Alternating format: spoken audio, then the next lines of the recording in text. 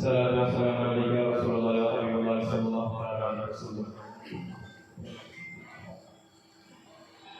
ان کا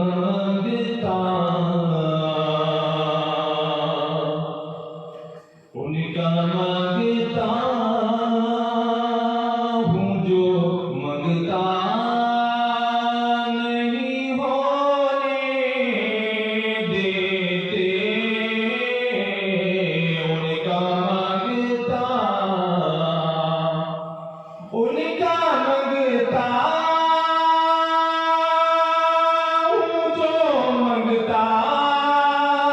نہیں ہونے دیتے.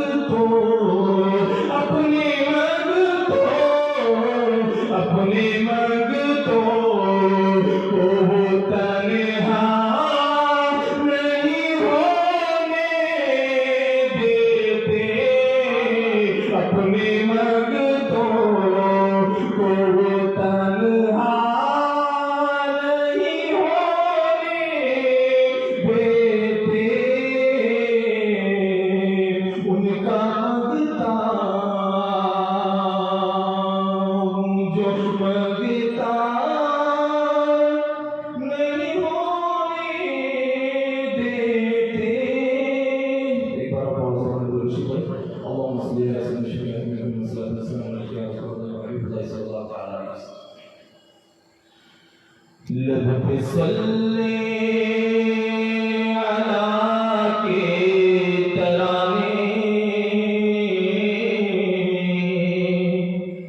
لب پہ صلی علی کے ترانے، اشک آنکھوں میں آئے ہوئے ہیں، لب پہ صلی علی کے ترانے، اشک آنکھوں میں آئے ہوئے ہیں، یہ ہوا یہ فضا کہہ رہی ہے میرے سرکار آئے ہوئے ہیں، لب پہ صلی علی کے ترانے، کہ نام نبیوں کی بے شک بڑی ہے، عظمتوں کے نگینے جڑے ہیں، عظمتوں کے نگینے جڑے ہیں، مقتدی بن کے پیچھے کھڑے ہیں، مقتدی بن کے پیچھے کھڑے ہیں، وہ جو پہلے سے آئے ہوئے ہیں، لب پہ صلی علی کے ترانے، اشک آنکھوں میں آئے ہوئے ہیں، اور آج پوری ہوئی دل کی حسرت، کیوں نہ جی بھر کے کر لوں زیارت، آج پوری ہوئی دل کی حسرت، کیوں نہ جی بھر کے کر لوں زیارت، قبر میں اپنا جلوہ دکھانے، قبر میں اپنا جلوہ دکھانے، میرے سرکار آئے ہوئے ہیں، لب پہ صلی علی کے ترانے۔ السلام علیکم۔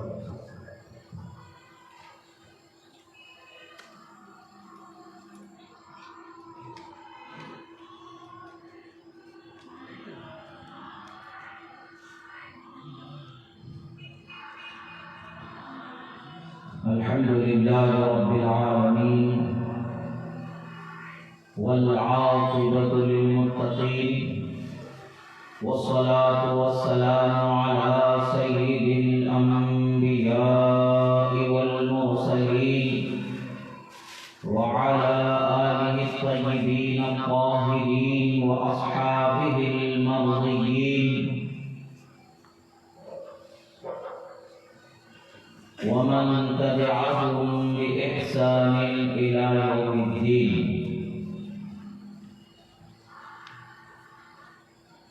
أما بعد، فقد قال الله تبارك وتعالى في القرآن المجيد والفرقان الحميد، أعوذ بالله من الشيطان الرجيم، بسم الله الرحمن الرحيم،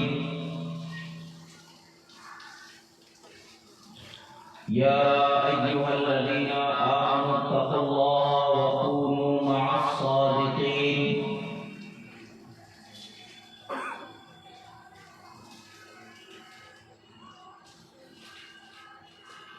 صدق الله مولانا العظيم، وصدق رسوله النبي الأمين الكريم، ونحن على ذلك لمن الشاهدين والشاكرين، والحمد لله رب العالمين۔ غوث اعظم بمن بے سر و سامان مدد، قبلہ دی مدد، کعبہ امام مدد، امداد کن از بند غم آزاد کن، در دین و دنیا شاد کن یا غوث اعظم دستگیر، المدد شیئا للہ، المدد شیئا للہ، المدد شیئا للہ۔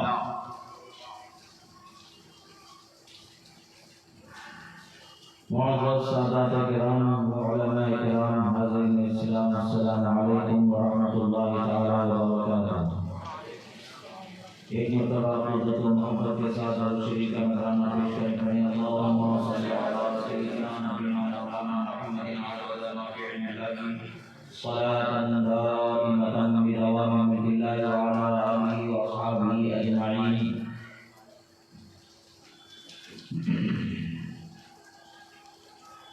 ایک مرتبہ نبی اور آل نبی پر درود شریف پڑھیں۔ اللہم صلی علی سیدنا نبینا مولانا محمد عدد ما فی علم اللہ، صلاۃ دائمۃ بدوام ملک اللہ وعلی آلہ واصحابہ اجمعین۔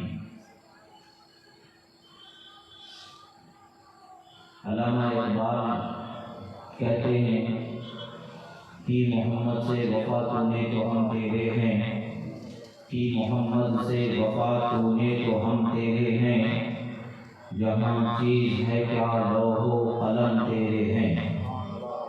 اعلیٰ حضرت علیہ رحمہ ارشاد فرماتے ہیں، خدا کی رضا چاہتے ہیں جو عالم، خدا کی رضا چاہتے ہیں جو عالم، خدا چاہتا ہے رضائے محمد صلی اللہ علیہ وسلم۔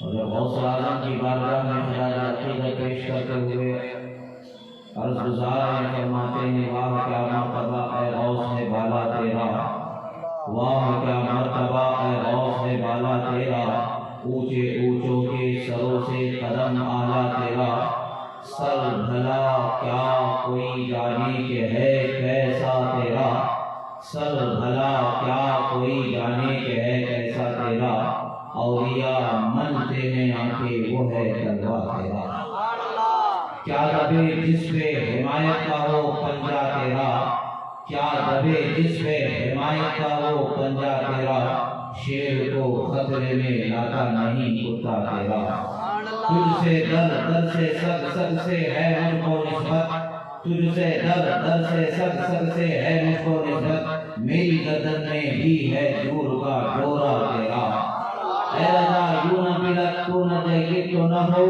سیدے جیدے ہر بہر ہے مولا تیرا، ہر گزار ہے طلب کا منہ کس قابل ہے یا غوث، طلب کا منہ تو کس قابل ہے یا غوث، مگر تیرا کرم کامل ہے یا غوث، جو تیرا ذکر ہے کامل ہے یا غوث، جو تیرا ذکر ہے کامل ہے یا غوث، تو فیضی کا لقب واصل ہے یا غوث، قادریت صحابیت پھر تابعیت بس اس کے آگے قادری منزل ہے یا غوث، صحابیت ہوئی پھر تابعیت بس اس کے آگے قادری منزل ہے یا غوث۔ غوث اعظم رضی اللہ تعالیٰ عنہ کی شان و عظمت کا بیان، غوث اعظم رضی اللہ تعالیٰ عنہ کے دنیا میں آنے سے 250 برس پہلے سے اولیاء کی زبانی قرآنی جاری فرمایا ہے۔ غوث اعظم رضی اللہ تعالیٰ عنہ کی شان و عظمت کو اولیاء نے اپنے اپنے زمانے میں قرنن بعد قرنن اس بات کی بشارت دی کہ ہمارے بعد ایک وہ اللہ کا ولی جل مگر ہونے والا ہے جو بغداد کی جامع مسجد کے منبر پر اعلان کرے گا، قدمی حاضری علی رقبۃ کل ولی اللہ، میرا یہ قدم ہر ولی کی گردن پر ہے، کسی ولی کو مجال انکار نہیں ہوگی، ولایت اسی کی باقی ہوگی جو ان کی سرداری کو تسلیم کرنے والا ہوگا، جو ان کی عظمت و برتری کو تسلیم کرنے والا ہوگا، اور یہ آپ کا فرمان اپنی خواہش سے نہیں ہوگا، ستر بے ہوشی کی عالم میں نکلنے والے کلمات نہیں ہوں گے، بلکہ وہ حال کے کلمات ایسے ہوں گے کہ قال و حال کا مکمل تعلق ہوگا، خدائے رب ذوالجلال کی مرضی سے آپ کی زبان مبارک سے وہ کلمات کو جاری فرما دیا جائے گا، ان کلمات کی عظمت و بلندی کا اظہار کیا جائے گا کہ کوئی ولی ایسا نہیں ہوگا وہ ان کی مجلس میں ہوگا وہ بھی سر جھکانے والا ہوگا، وہ ان کی مجلس سے دور ہوگا وہ بھی سر جھکانے والا ہوگا، کوئی ایسا نہیں ہوگا جو ان کو سردار نہ مانے، جو نہ مانے تو ولایت کے مقام سے اسے گرا دیا جائے گا، ولایت کو چھین لی جائے گی، سلب کر دیا جائے گا، مقام سے ہٹا دیا جائے گا، جب تک کہ وہ خود بھی اسے معاف کر کے وہ مقام واپس نہ عطا فرما دے۔ اللہ کے ولیوں کی شان کو اللہ تبارک و تعالیٰ نے بہت بلند بالا فرمایا۔ اور اعظم رضی اللہ تعالیٰ عنہ کی شان و عظمت، آج ہمارا طریقہ ہے اہل سنت کا کہ ہم اللہ کے ولیوں سے اپنے حق میں دعائیں کراتے ہیں، اللہ کے ولیوں کی بارگاہ میں جب بھی جاتے ہیں دعا کے طلبگار ہوتے ہیں۔ دعا کے طلبگار ہونا، ولیوں سے دعاؤں کا کرایا جانا اور ولیوں کے دعاؤں کا قبول ہونا، یہ اللہ کے رسول صلی اللہ علیہ وسلم کے فرمان مبارک سے ثابت ہے۔ مشکوٰۃ شریف کی حدیث ہے، باب ذکر یمن مشعر و ذکر اویس القرنی رضی اللہ تعالیٰ عنہ، ذکر شام یعنی شام، ملک شام کی فضیلت کے متعلق سے، ملک یمن کی فضیلت کے متعلق سے، اور خیر التابعین حضرت اویس القرنی رضی اللہ تعالیٰ عنہ کی شان کے بیان کے باب میں ہے۔ یعنی وہ باب ہے کہ جس میں شام کی فضیلت، ملک شام کی فضیلت کو بیان کیا گیا ہے، ملک یمن کی فضیلت کو بیان کیا گیا ہے، اور تابعین کے بہترین تابعی حضرت اویس قرنی رضی اللہ تعالیٰ عنہ کی شان کو بیان کیا گیا ہے۔ اور آج ہم اللہ کے ولیوں سے دعاؤں کے کرانے کی بات کرتے ہیں، شرک و بدعت کے نعرے شروع ہو جاتے ہیں، نہ جانے لوگوں کے ذہن و فکر میں کیسے کیسے خیال پیدا ہو جاتے ہیں، بولے والے لوگوں کے فکر و خیال کو برباد کرنے کی کوششیں کرتے ہیں، ان کے عقیدتوں کو بدل کر کے بدعقیدگی کے اندر انہیں بدلانے کی کوششیں اور سعی میں لگے رہتے ہیں۔ مگر حق تو یہ ہے کہ اللہ کے رسول کا فرمان ہے، الحق یعلو ولا یعلا، حق ہمیشہ غالب ہوگا، حق کبھی مغلوب نہیں ہونے والا ہے، حق دبائے سے دبنے والا نہیں ہے، حق کو خدا نے بلند فرمایا ہے، اور جسے بلند فرمایا جاتا ہے اس کی شان وہ ہوتی ہے بلند سے بلند ہوتا ہے۔ اللہ نے قرآن میں بڑی اچھی تعبیر پیش کی ہے، فانوس بن کر کے جس کی حفاظت ہوا کرے، فانوس بن کر کے جس کی حفاظت ہوا کرے، وہ شمع کیا بجھے جسے روشن خدا کرے۔ یعنی فانوس بن کر کے جو ہواؤں سے چراغ کے بجھنے کی حفاظت کی جاتی ہے تو وہ شمع بجھ نہیں سکتی ہے، جسے فانوس لگا دیا جاتا ہے، کانچ سے گھیرا کر دیا جاتا ہے تاکہ ہوا کے تھپیڑوں سے جلتا ہوا چراغ بجھ نہ جائے، وہ ہوا کو روک دیتا ہے فانوس اور چراغ روشن رہتا ہے۔ تو چراغ کی روشنی کے لیے فانوس کا سہارا لینے کی ضرورت ہوتی ہے، مگر خدا کی شان ایسی ہوتی ہے جو بجھانے کی طاقت جس میں ہے اسی کو بجھانے والا خدا بنا دیتا ہے۔ یعنی ہوا ہی اگر فانوس ہو جائے تو پھر چراغ کو بجھانے والا کون ہے؟ خدا یہی چلتا ہے، بنانے والا رب الجلال، شان و اقدس عطا فرمانے والی ذات، بلندی عطا کرنے والی ذات جب ان کے حفاظت کرنے والی ہے تو پھر کیا کوئی ان کی مجال کے ان کی شان میں کچھ کمی ہو جائے؟ یہی وہ حق ہے کہ حق ہمیشہ بلند ہوگا، سچی بات دنیا میں باقی رہے گی، اور جس دن دنیا سے حق بات ختم ہو جائے گی قیامت قائم ہو جائے گی۔ قیامت سے پہلے تک حق ہی باقی رہنے والا ہے، اور حق کو اٹھا لیا جائے گا، اور اٹھا لیا جائے گا تب قیامت قائم ہو جائے گی۔ حضرت عمر بن خطاب رضی اللہ تعالیٰ عنہ سے روایت ہے، فرماتے ہیں ان رسول اللہ صلی اللہ علیہ وسلم قال ان رجلا یأتیکم من الیمن یقال له اویس لا يدع باليمن غیر ام له قد كان به رياض فدعا الله فأذهب الا موضع الدينار او الدرهم فمن لقيه منكم فليستغفر لكم۔ وفي رواية قال سمعت رسول الله صلى الله عليه وسلم يقول ان خير التابعين رجل يقال له اويس وله والدة وكان به رياض فمروه فليستغفر لكم، رواه مسلم۔ یہاں پر حدیث مبارکہ مسلم شریف میں بھی روایت کی گئی ہے، صحابہ ستہ کے اعلیٰ ترین درجے پر جو 22 کتابیں ہیں، بخاری شریف، مسلم شریف، اس میں بھی حدیث مبارکہ کی روایت کی گئی ہے۔ یہاں پر پتہ چلتا ہے کہ حضرت عمر فاروق رضی اللہ تعالی عنہ بیان فرماتے ہیں کہ میں نے رسول اللہ صلی اللہ علیہ وسلم کو فرماتے ہوئے سنا ہے کہ ایک شخص یمن سے تمہارے پاس آئے گا جس کا نام اویس ہے، وہ یہاں پر آنے سے صرف اور صرف ایک چیز نے انہیں روکا رکھا تھا، نماز نہ دولت کی چاہت تھی، نہ مال و متاع، نہ اہل و عیال، کچھ بھی نہیں تھی. بیمار کمزور عمر رسیدہ خاتون ان کی والدہ تھی، وہ ان کی خدمت پر معمور تھے، وہ ان کی خدمت کیا کرتے تھے. اگر وہ آ جاتے ان کی والدہ کی دیکھ بھال کرنے والا کوئی نہیں ہوتا تھا، تو وہ اسی وجہ سے ان کی والدہ کی خدمت کے لیے وہاں پر رکے رہے. ورنہ تو وہ ایمان لا چکے ہیں، بہت پہلے ہماری بارگاہ میں آ کر کے مقام صحابیت سے سرفراز ہو جاتے. بات اتنی سی ہے کہ اس مقام کے حاصل کرنے سے انہوں نے صرف اور صرف ایک چیز سے اپنے آپ کو ایک ہی چیز تھی جس کی وجہ سے روکے گئے، یعنی عذر شرعی تھا، یعنی والدہ کی خدمت کرنا ان کو ضروری تھا. اس عذر شرعی کی وجہ سے وہ حاصل نہ ہو سکے اور اپنی والدہ کی خدمت کرتے رہے. ایک روایت میں آتا ہے حضرت امام احمد بن حنبل فرماتے ہیں وہ ایسا شخص ہے اگر وہ اللہ کی قسم اٹھا لے تو خدا اس کی زبان کو ضرور پورا کرے گا. یعنی اللہ کی بارگاہ میں وہ دستے دعا کو بلند کر دے، ضرور خدا اس کی دعا کو قبول فرماتا ہے. یہ حضرت ویسے قرنی رضی اللہ تعالی عنہ کی شان ہے. حضرت ویسے قرنی رضی اللہ تعالی عنہ حضرت عمر فاروق رضی اللہ تعالی عنہ ارشاد فرماتے ہیں کہ ان کے بدن پر سفیدی کی بیماری تھی جس سے بس کہا جاتا ہے. انہوں نے اللہ سے دعا کی، لوگ ان کی اس بیماری کی وجہ سے نفرت کرتے تھے، ان سے دوری اختیار کرتے تھے اور کراہت محسوس کرتے تھے. انہوں نے دعا کی تو اللہ نے ان سے وہ بیماری کو دور فرما دیا اور صرف ایک درہم یا دینار کے اتنے حصے پر وہ بطور علامت ان کی پہچان کی باقی رکھ دی گئی.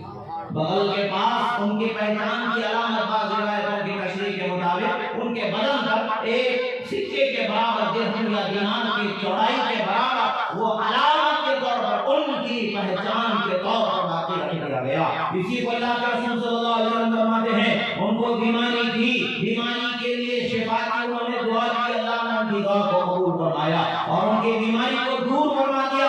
علامت کے لیے ایک درہم کے برابر ان کے بدن پر چھوڑ دیا گیا ہے. اب یہاں پر وہ تو ان کی پہچان بتا دی گئی، ان کی خصوصیت بتا دی گئی، ان کی عظمت بتا دیا گیا، خیر التبعید ہونا بتا دیا، مگر ان سے ہمیں کیا فائدہ ہے؟ ان کی شان کو بیان کرنے کا کیا مطلب ہے؟ وہ وہاں پر رسول اللہ صلی اللہ علیہ وسلم بیان فرما رہے ہیں، ارشاد فرما رہے ہیں فَمَنْ لَقِيَهُ مِنْكُمْ فَلْيَسْتَغْفِرْ لَكُمْ. تم میں سے جس شخص کی بھی ان سے ملاقات ہو جائے تو وہ اپنے حق میں ان سے مغفرت کی دعا کرے.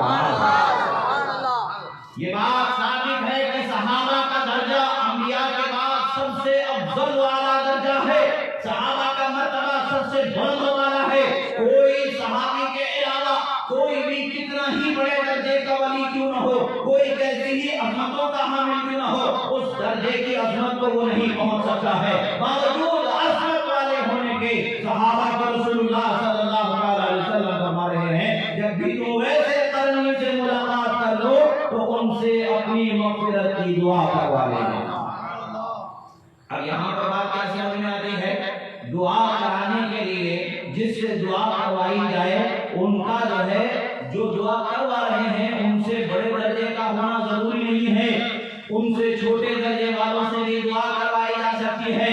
دعا کروانا اللہ کے نیک بندوں سے یہ ثبوت ہمیں دیا جا رہا ہے. جیسے حضرت زکریا علیہ نبینا وعلیہ السلام نے حضرت بی بی مریم رضی اللہ تعالی عنہا کے پاس جب آپ انواع و اقسام کے پھلوں کا اترنا دیکھتے ہیں اور پوچھتے ہیں مریم یہ کہاں سے تمہارے پاس یہ پھل آتے ہیں، آپ عرض فرماتے ہیں میرا رب مجھے کھلاتا ہے اور میرا رب بے حساب رزق عطا کرنے والا ہے. حضرت زکریا علیہ السلام نے اس مقام پر دعا فرمائی جس کا ذکر قرآن میں فرمایا گیا، ہنالک دعا زکریا ربہ.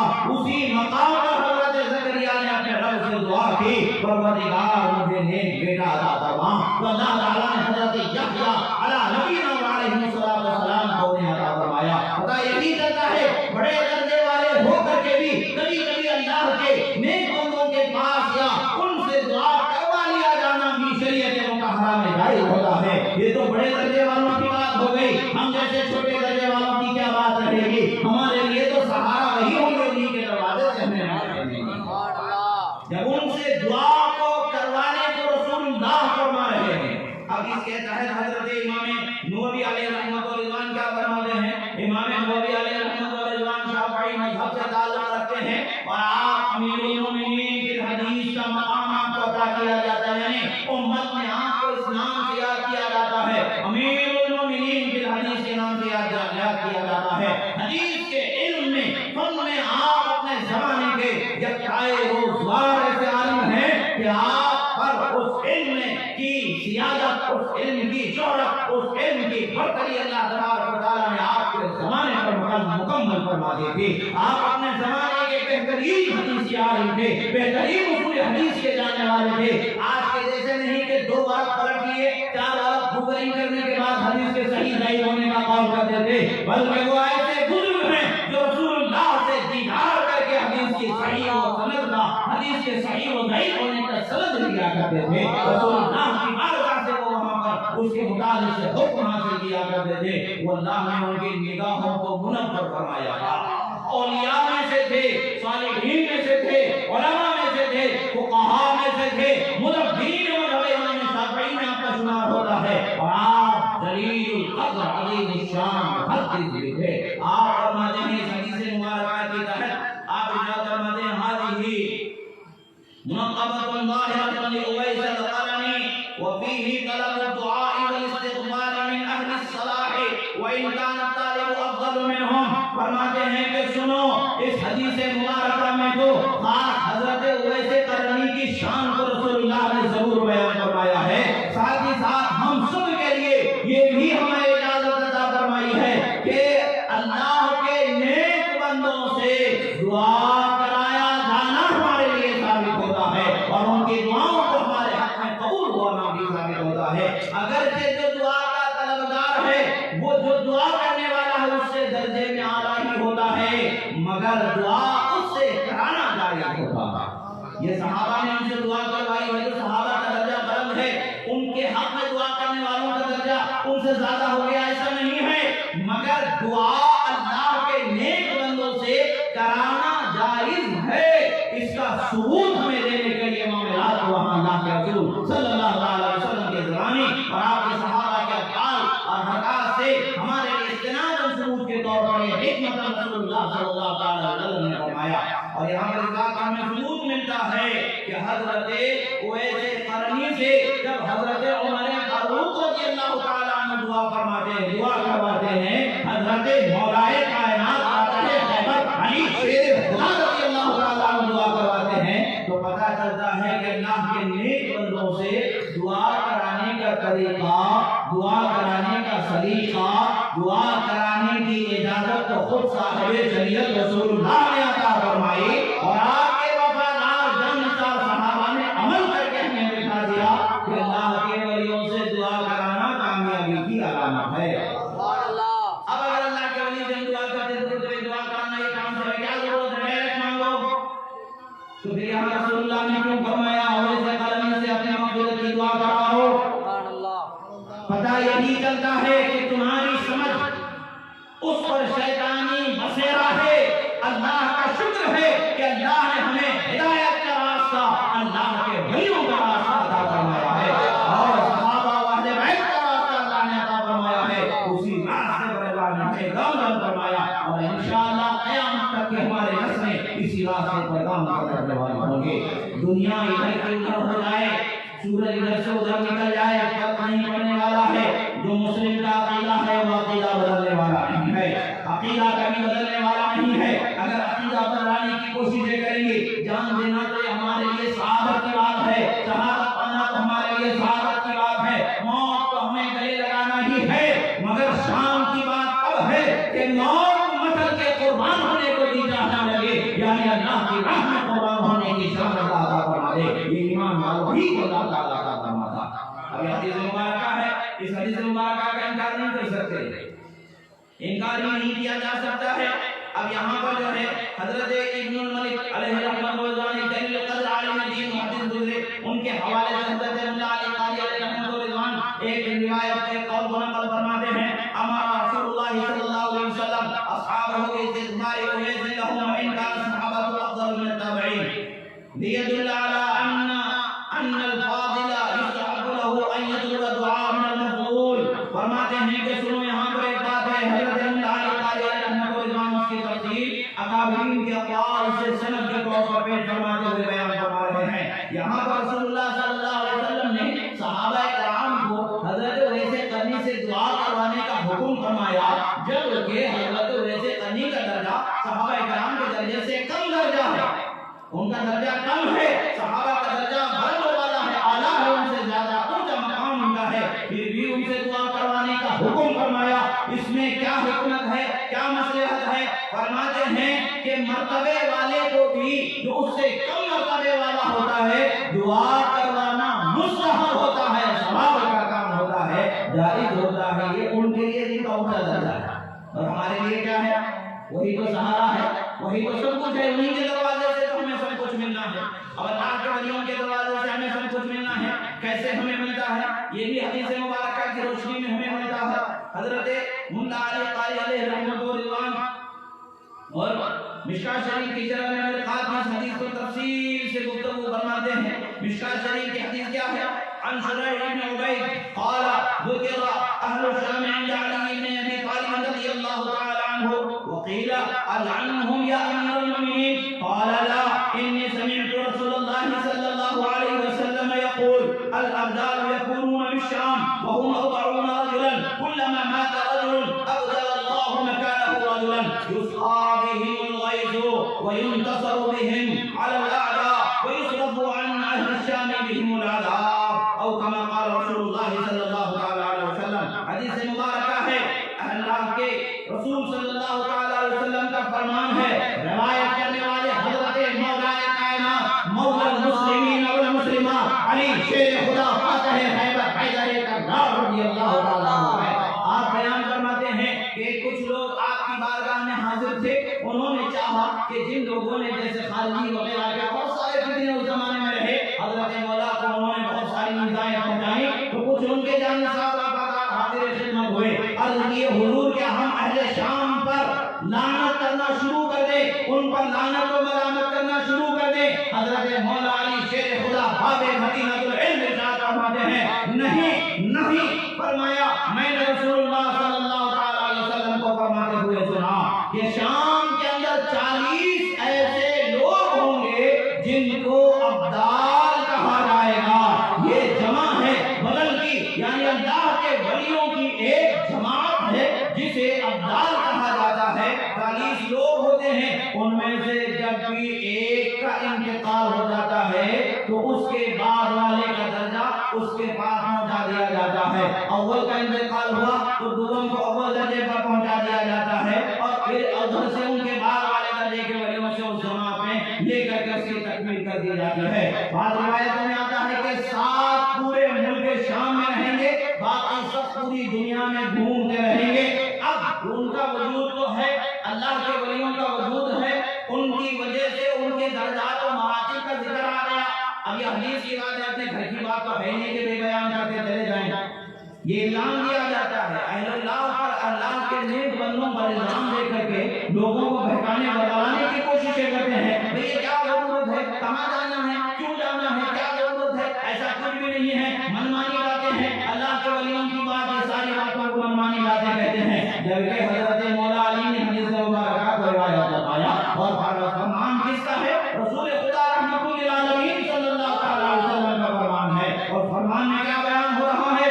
اللہ کے ولیوں کی ایک جماعت ہوا کرتی ہے، اور وہ خاص جماعت ملک شام میں جو ہوتی ہے اس جماعت کا نام جو ہے ابدال ہے۔ حضرت امام سیوطی علیہ الرحمۃ نے ایک مستقل رسالہ اس عنوان پر تحریر فرمایا ہے، جس میں اس ضمن کی کثیر احادیث کو جمع فرمایا ہے، اور اس میں یہ ساری حدیثوں کو جمع فرمایا ہے کہ ملک شام میں رہنے والے کون اولیاء ہوتے ہیں، ان کا درجہ کیا ہے، درجے کا نام کیا ہوتا ہے، پھر ملت اشرف میں رہنے والے اولیاء کیا ہیں، ان کا درجہ کیا ہے، اس درجے کا نام کیا ہوتا ہے۔ اسی طریقے سے تمام درجات اولیاء کو، درجات صالحین کو، جو ولیوں کے درجات ہوتے ہیں، جو آخری درجہ ہے جسے ولایت کبریٰ کہا جاتا ہے، غوثیت عظمیٰ کہا جاتا ہے، قطبیت کبریٰ جسے کہا جاتا ہے، وہ غوث اعظم کا جو درجہ ہوتا ہے اس درجے کا بھی بیان فرمایا ہے۔ ہر زمانے میں اس درجے کو ایک ولی کو فائز کیا جائے گا، مگر جس کو فائز کیا جائے گا وہ ایسا ہوگا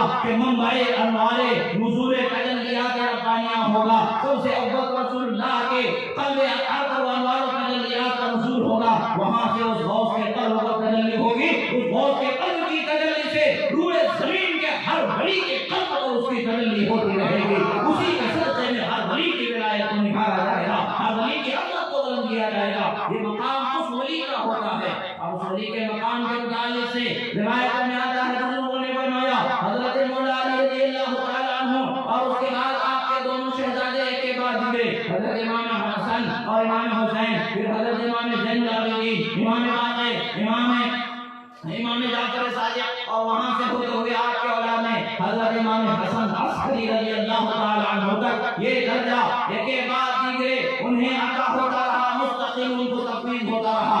اب حضرت امام حسن عسکری رضی اللہ تعالیٰ عنہ کے بعد مستقل اس مقام پر جسے فائز کیا گیا وہ ذات, وہ ہستی غوث اعظم شیخ عبدالقادر جیلانی رضی اللہ تعالیٰ عنہ.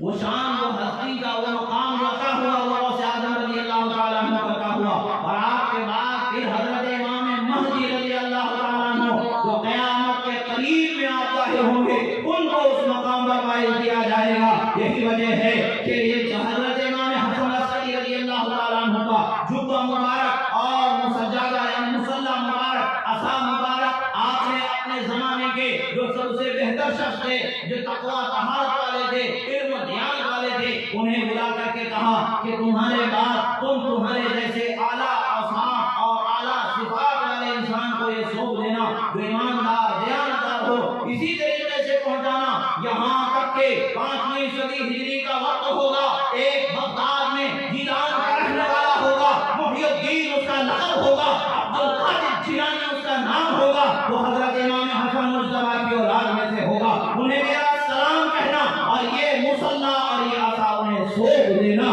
خدا انہیں خودیت گمراہ پر فائز فرمائے. یعنی وہ غوثیت عظمیٰ پر فائز ہوں گے, وہ ان تک کے تحفے پہنچائے جانا. 250 سال 300 سال پہلے سے حضرت غوث اعظم رضی اللہ تعالیٰ عنہ کے ولادت کے چرچوں کو ذکر میں لایا گیا اولیاء کی زبانی بیان فرمایا گیا. وہ مقام جو ہم بیان کرتے ہیں, اولیاء کے مقامات کا ذکر کرتے ہیں, اعتراض کے طور پر لوگوں کی زبانیں کھلی رہتی ہیں, وہ ایسے کیسے ہو سکتا ہے, ایسے کیسے ہو سکتا ہے. اگر آپ کو کہتے ہیں سمجھ میں نہیں آتا ہے تو معمہ تمہارے لیے ہوگا جن کے عقلوں کو خدا نے روشن فرما دیا ہے, جن کے قلب کو خدا نے اہل اللہ کی محبت سے لبریز فرما دیا ہے, جن کے دلوں میں نور ہدایت کو اللہ تعالیٰ نے اتار دیا ہے. اور نور سے ہدایت پانے والے ہدایت والوں کو خدا تعالیٰ نے وہ عظمت کا, وہ معمے کا حل بھی بتا دیا, مسئلہ بھی واضح فرما دیا کہ رسول اللہ صلی اللہ تعالیٰ علیہ وسلم کے زمانے اس کی شہادتیں ملتی ہیں اور اس کی تائیدات ملتی ہیں, تفسیرات ملتی ہیں. اولیاء, صلحاء, علماء, عمائدین, محدثین کو کہا کہ اقوال مبارکہ سے پتہ چلتا ہے کہ جنہوں نے نہیں جانا انہوں نے کچھ بھی نہیں جانا ہے, جنہوں نے جانا ہے انہوں نے سب کچھ جانا ہے. جاننے کے بعد ہی کہا ہے سر بھلا کیا کوئی جانے کے ہے کیسا تیرا, اولیاء مرتے ہیں آنکھیں وہ ہے تلوا تیرا.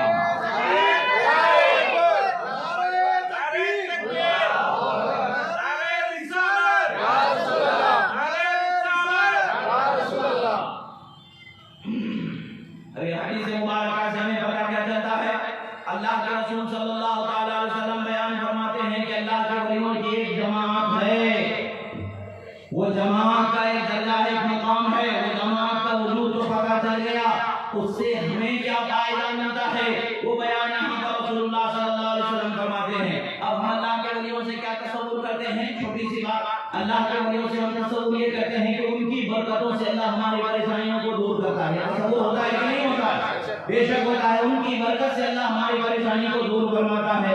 ان کی برکت سے ہم گنہگار ہیں, اس لائق نہیں کہ ہم پر رحم کیا جائے, ہماری دعاؤں کو قبول کیا جائے, ہم اس لائق نہیں ہیں, مگر ہمیں کسی ایسے اللہ والے کا سہارا مل جاتا ہے کہ جن کی برکت سے اللہ ہم پر رحم فرما دیتا ہے, ہماری پریشانیوں کو دور کر دیتا ہے. بیماری سے شفا مل جاتی ہے, پریشانی سے نجات مل جاتی ہے. پریشانیوں کے اندر جب انسان جینے لگتا ہے, کسی ولی کی نظر یا دعا ہو جاتی ہے تو اللہ تعالیٰ کے فضل سے اس بندے کی زندگی بدل جاتی ہے. زندگی کیسے بدل جاتی ہے؟ غوث اعظم رضی اللہ تعالیٰ عنہ کے اولاد میں بزرگ تھے, ان کا نام حضرت علاء الدین علیہ رحمۃ اللہ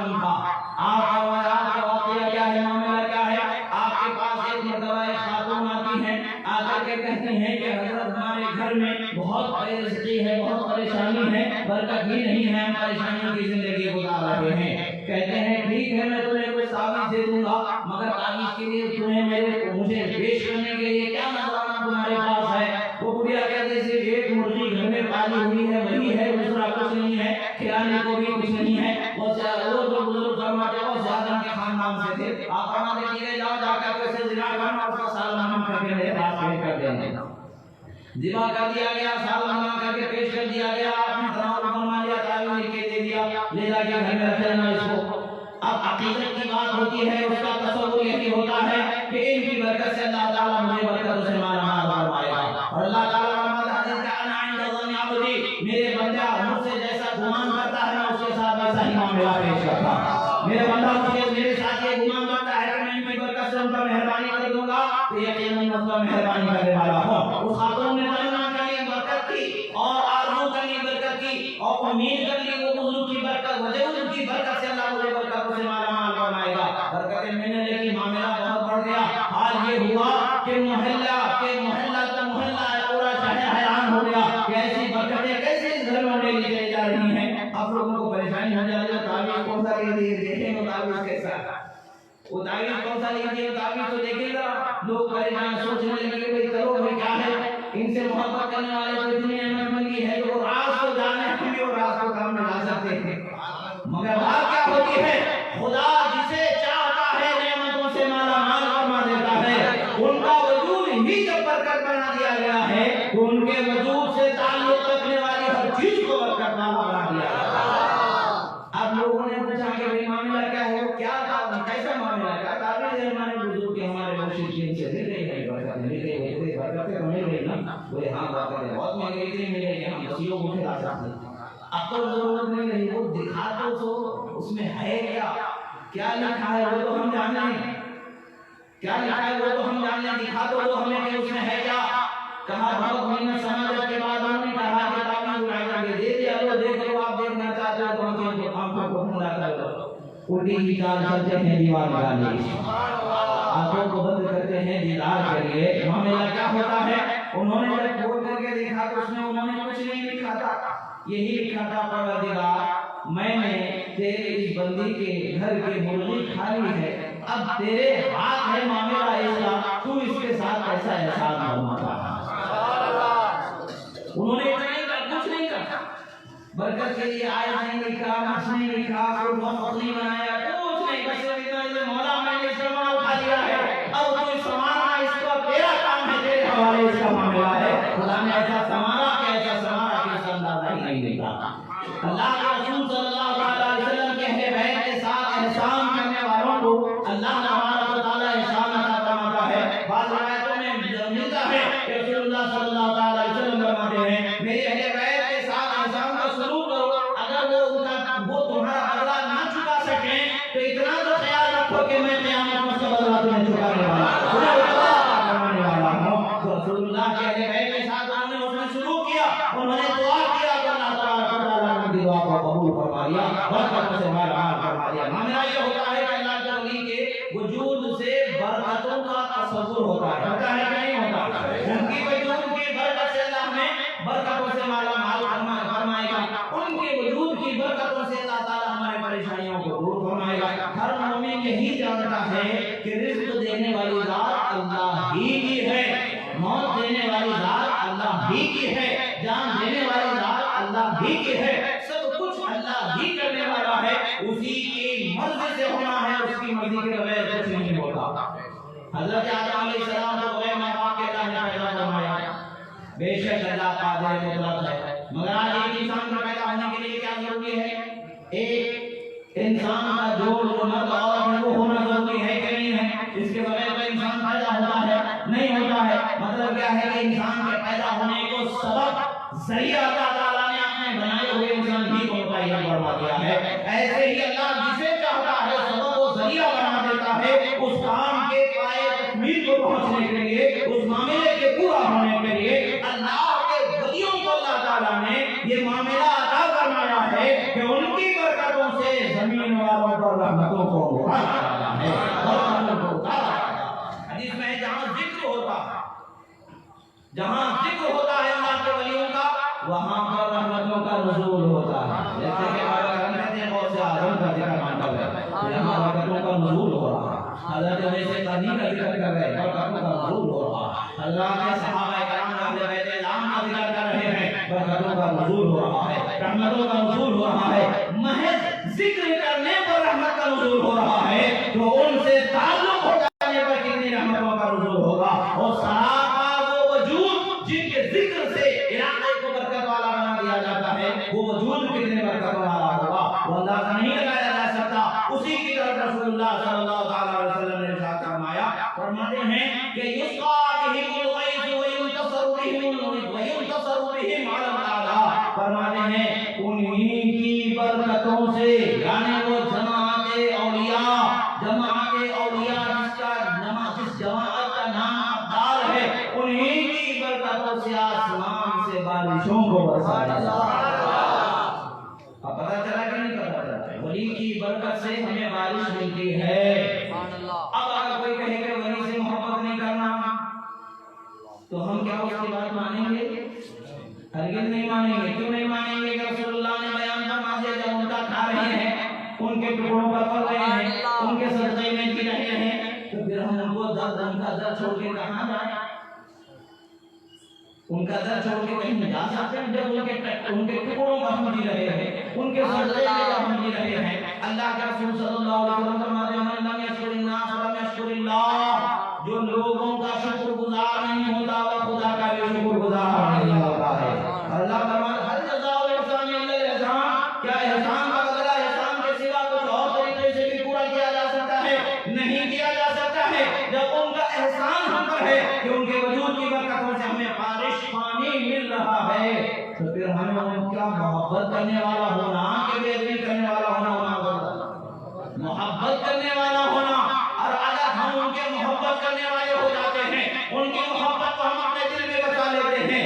اگر ان کی محبت ہمارے دل میں اس قدر آ جاتی ہے کہ وہ بھی ہم پر توجہ کرنے والے ہو جائیں ان کے قلب میں ہمارا گزر ہونے لگے تو پھر رحمتوں کا انوار و تجلیات کا جو ان کے دل پر نزول و اجرار ہوتا رہے گا اس کا ایک چھینٹا اگر ہمارے وجود پر آ جائے تو بہت سوال آئے. زندگی بدل جائے ہماری دنیا بدل جائے ہماری آخرت سمجھ جائے ہماری. جب سمجھ جاتی ہے تو کیسا حال ہوتا ہے. حضرت غوث اعظم رضی اللہ تعالیٰ عنہ کا ایک واقعہ ہے.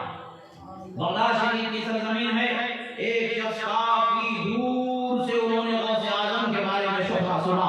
غوث اعظم کے بارے میں شہرہ سننے کے بعد آپ کی شان و عظمت کو سننے کے بعد انہوں نے ارادہ کیا کہ چلو چلتے ہیں وہ غوث اعظم کی بارگاہ میں جا کر کے ان کی بارگاہ میں اپنے آپ کو پیش کر دیتے ہیں اللہ والوں کے حوالے کر دیتے ہیں. وہ ہمارے ظاہر و باطن کو سنواریں گے تربیت فرمائیں گے. جس مقام پر پہنچانا چاہیں گے اس مقام پر پہنچا دیں گے. مقام قرب کے جس مقام پر سرفراز کرنا چاہیں گے کر دیں گے.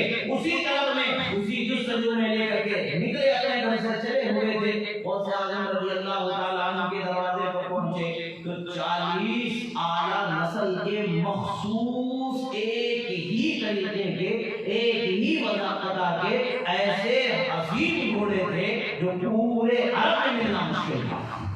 ایک مل جائے تو مشکل ایسے مکمل پورے 40 گھوڑے ٹھہرے ہوئے اور 40 گھوڑوں کی حالت کیسے زین لگام جو پیر رکھ کر کے چلتے ہیں رکاب یہ سب سونے چاندی کے بنے ہوئے تھے. ہیرے جواہرات جڑے ہوئے تھے.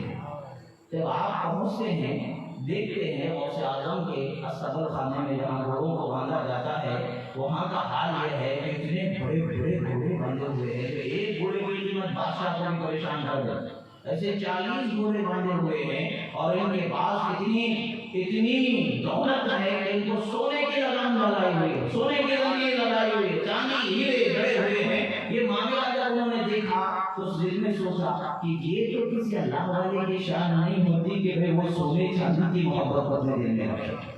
دولت کی محبت اللہ والے کی شان نہیں ہوتی. ہاں یہ تو بادشاہوں کی دنیا داروں کی شان ہوتی ہے. ان کے بارے میں ہمیں اتنی شعور سنی کہ اللہ والے ہیں تو دولت سے اتنی محبت ہے. 40 گھوڑے ہیں جو گھوڑے کی بات ہے, 40 کے 40 گھوڑے ایسے ہیں کہ سونے چاندی سے جڑے ہوئے اس پر جو لوازمات ہوتے ہیں سواری کے ان کو سونے چاندی سے جڑا گیا ہے. ایسے عظیم و شان شان جو بادشاہ کے لیے بھی پریشان کن ہو، ایسی شان والے ہیں کہ دنیا دار ہو سکتے ہیں. یعنی میں نے جو سنا ہے ان کے متعلق سے شاید کہ میں نے غلط سنا ہے، دل ولاشا ہو جاتے ہیں، وہاں سے آگے بڑھ جاتے ہیں، خانقاہ سے کچھ اور چلے جاتے ہیں آگے.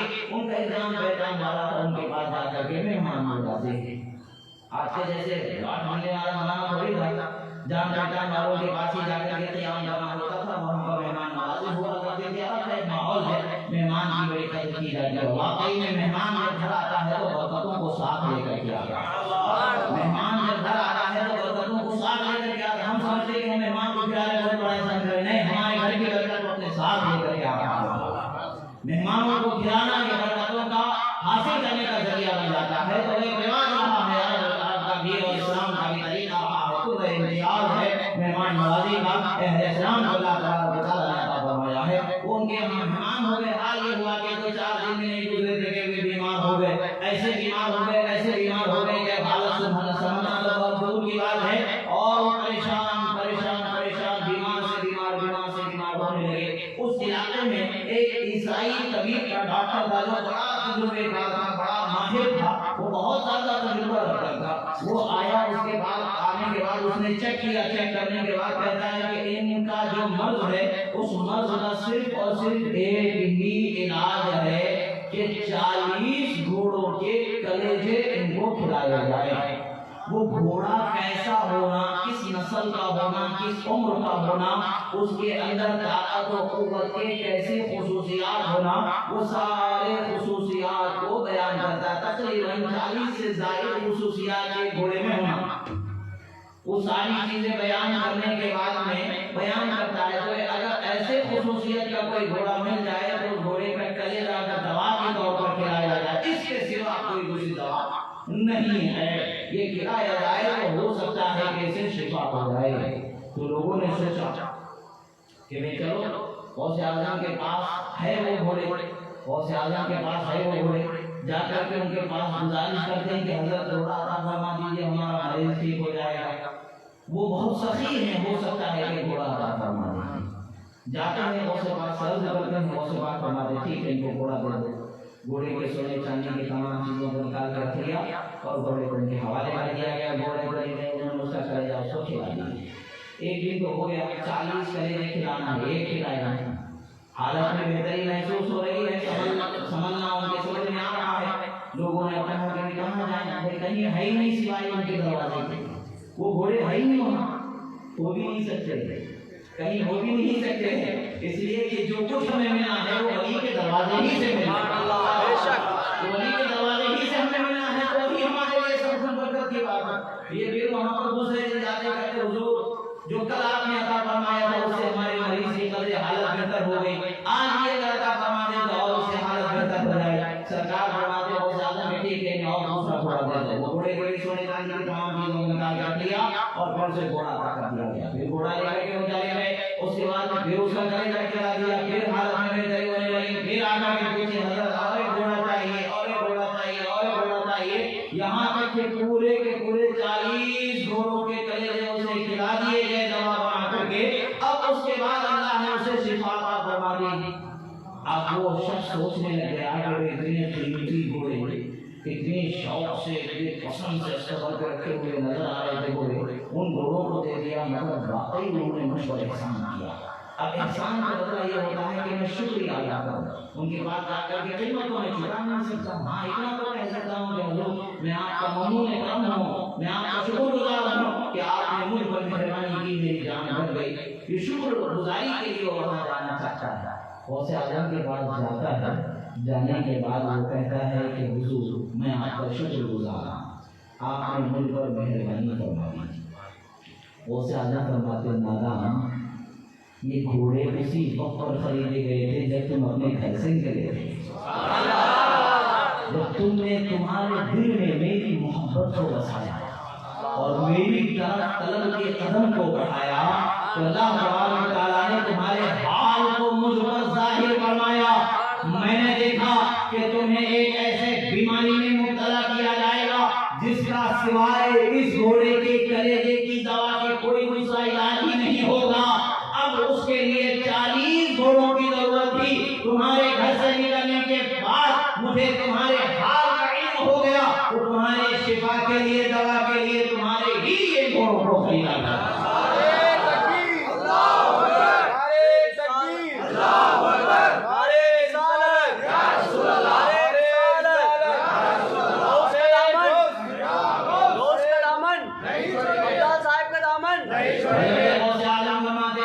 سنو وہ گھوڑے لائے ہی تمہارے لیے تھے، خریدے ہی تمہارے لیے تھے، کیوں؟ تمہاری دوا اس سے تھی، شفا اس سے تھی، تو اسی لیے خریدا گیا تھا، نہ اسے اپنی شان و شوکت کے بڑھانے کے لیے خریدا گیا تھا، نہ دنیا والوں کو اپنے سے کمتر ظاہر کرنے کے لیے، غرور و تکبر کے لیے سونے اور چاندی کے لوازمات سے انہیں سجایا نہیں گیا تھا، بلکہ ان کو خریدا تمہارے ہی لیے گیا تھا اور تمہارے ہی ان کو منگوایا گیا تھا، اور وہ پورے عرب سے چن چن کر کے منگوایا گیا تھا۔ ایک جگہ تو ملنا مشکل ہے، وہ اتنی شان والے ہیں تبھی تو ہر اس کا پالنے والا اس کو اسی شان سے پال رہا تھا، اسی شان سے اس کو خرید کر کے بلایا گیا۔ پھر غوث اعظم فرماتے ہیں کہ وہ دولت کی محبت میرے دل میں نہیں تھی، تمہاری شفا کی چاہت تھی، کہ کیونکہ تم نے اپنے دل میں میری محبت کو بسایا۔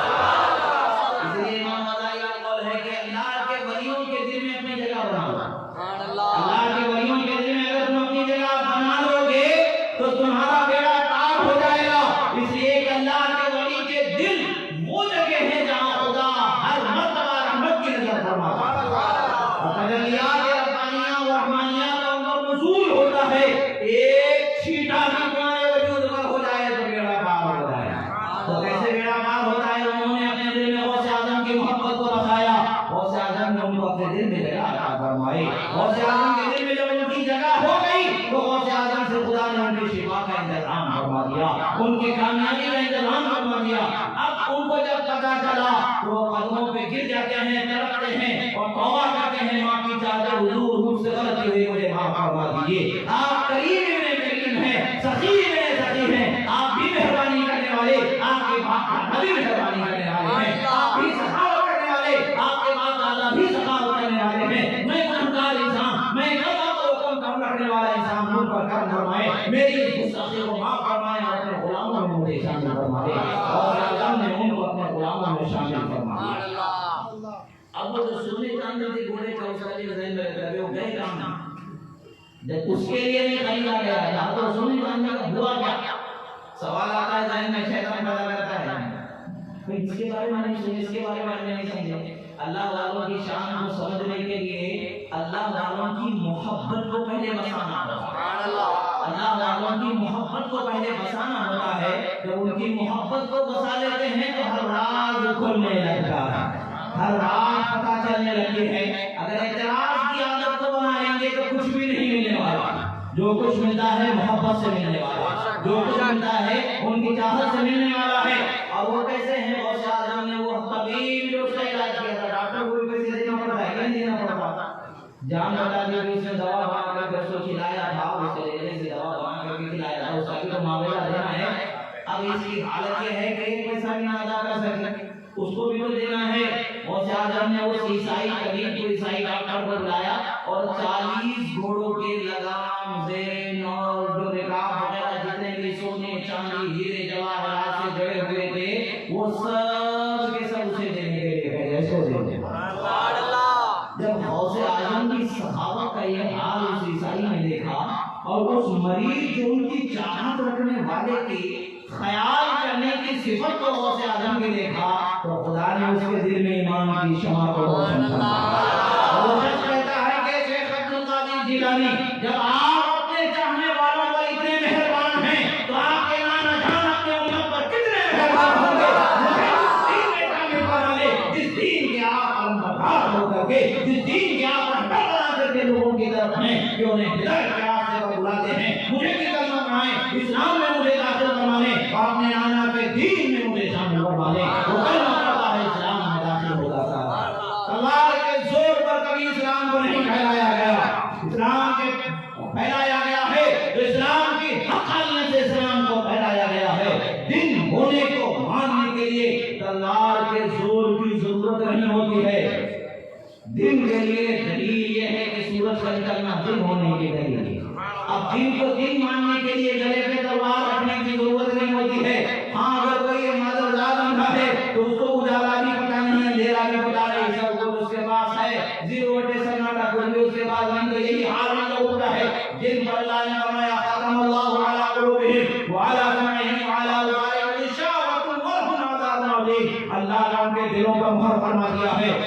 आंखों पर पर्दा डाल दिया गया है, उनके समाज पर पर्दे डाल दिए गए हैं और उनके देखने सुनने पर पर्दे पड़ गए हैं। उनके लिए घटा तो अंधेरा है, वो अंधेरे ही अंधेरे में रहने वाले हैं और उनके लिए दर्दनाक अज़ाब है, वो हक के कबूल न करने वाले हैं।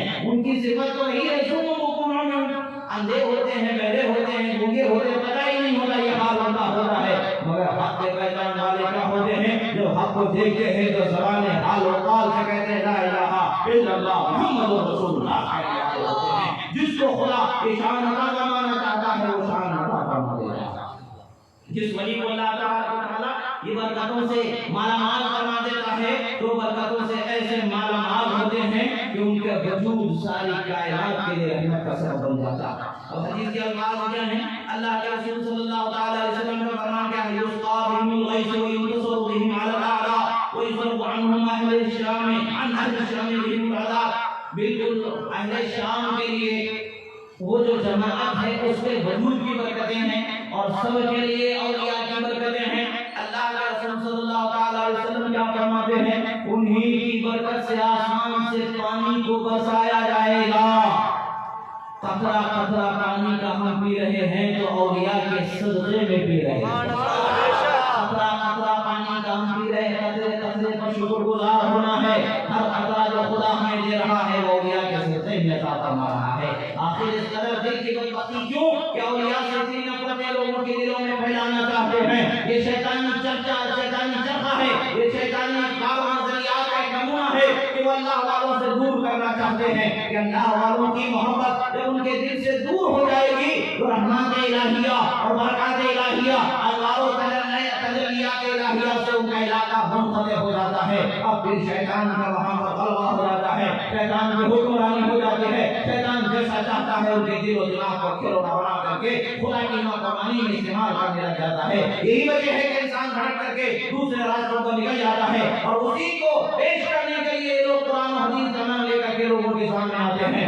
ऐसों के लिए तो रसूलुल्लाह ने बहुत पहले फरमा दिया था। अनबी हुरैरा रज़ियल्लाहु तआला अन्हु यअतूनकुम फी आखिर ज़मान यजालूना कज़ाबूना बिल आयात वल अहादीस मा समिअतुम वला समिअ आबाउकुम इय्याकुम व इय्याहुम ला युज़िलुनकुम वला युज़िलुनकुम रवाहु मुस्लिम। इमाम मुस्लिम ने हदीस मुबारक फरमाया कि आखिर ज़माने में तुम्हारे पास कुछ ऐसे लोग आएंगे जो कुरान की आयतों का माना अपने मतलब से बयान करने वाले होंगे, हदीस को अपने मतलब से बयान करने वाले होंगे और तुम्हें गुमराह कर देंगे, फितने में डाल देंगे। वो ऐसी बातें बताएंगे कि जिसको न तुमने सुना होगा न तुम्हारे बाप दादा ने सुना होगा।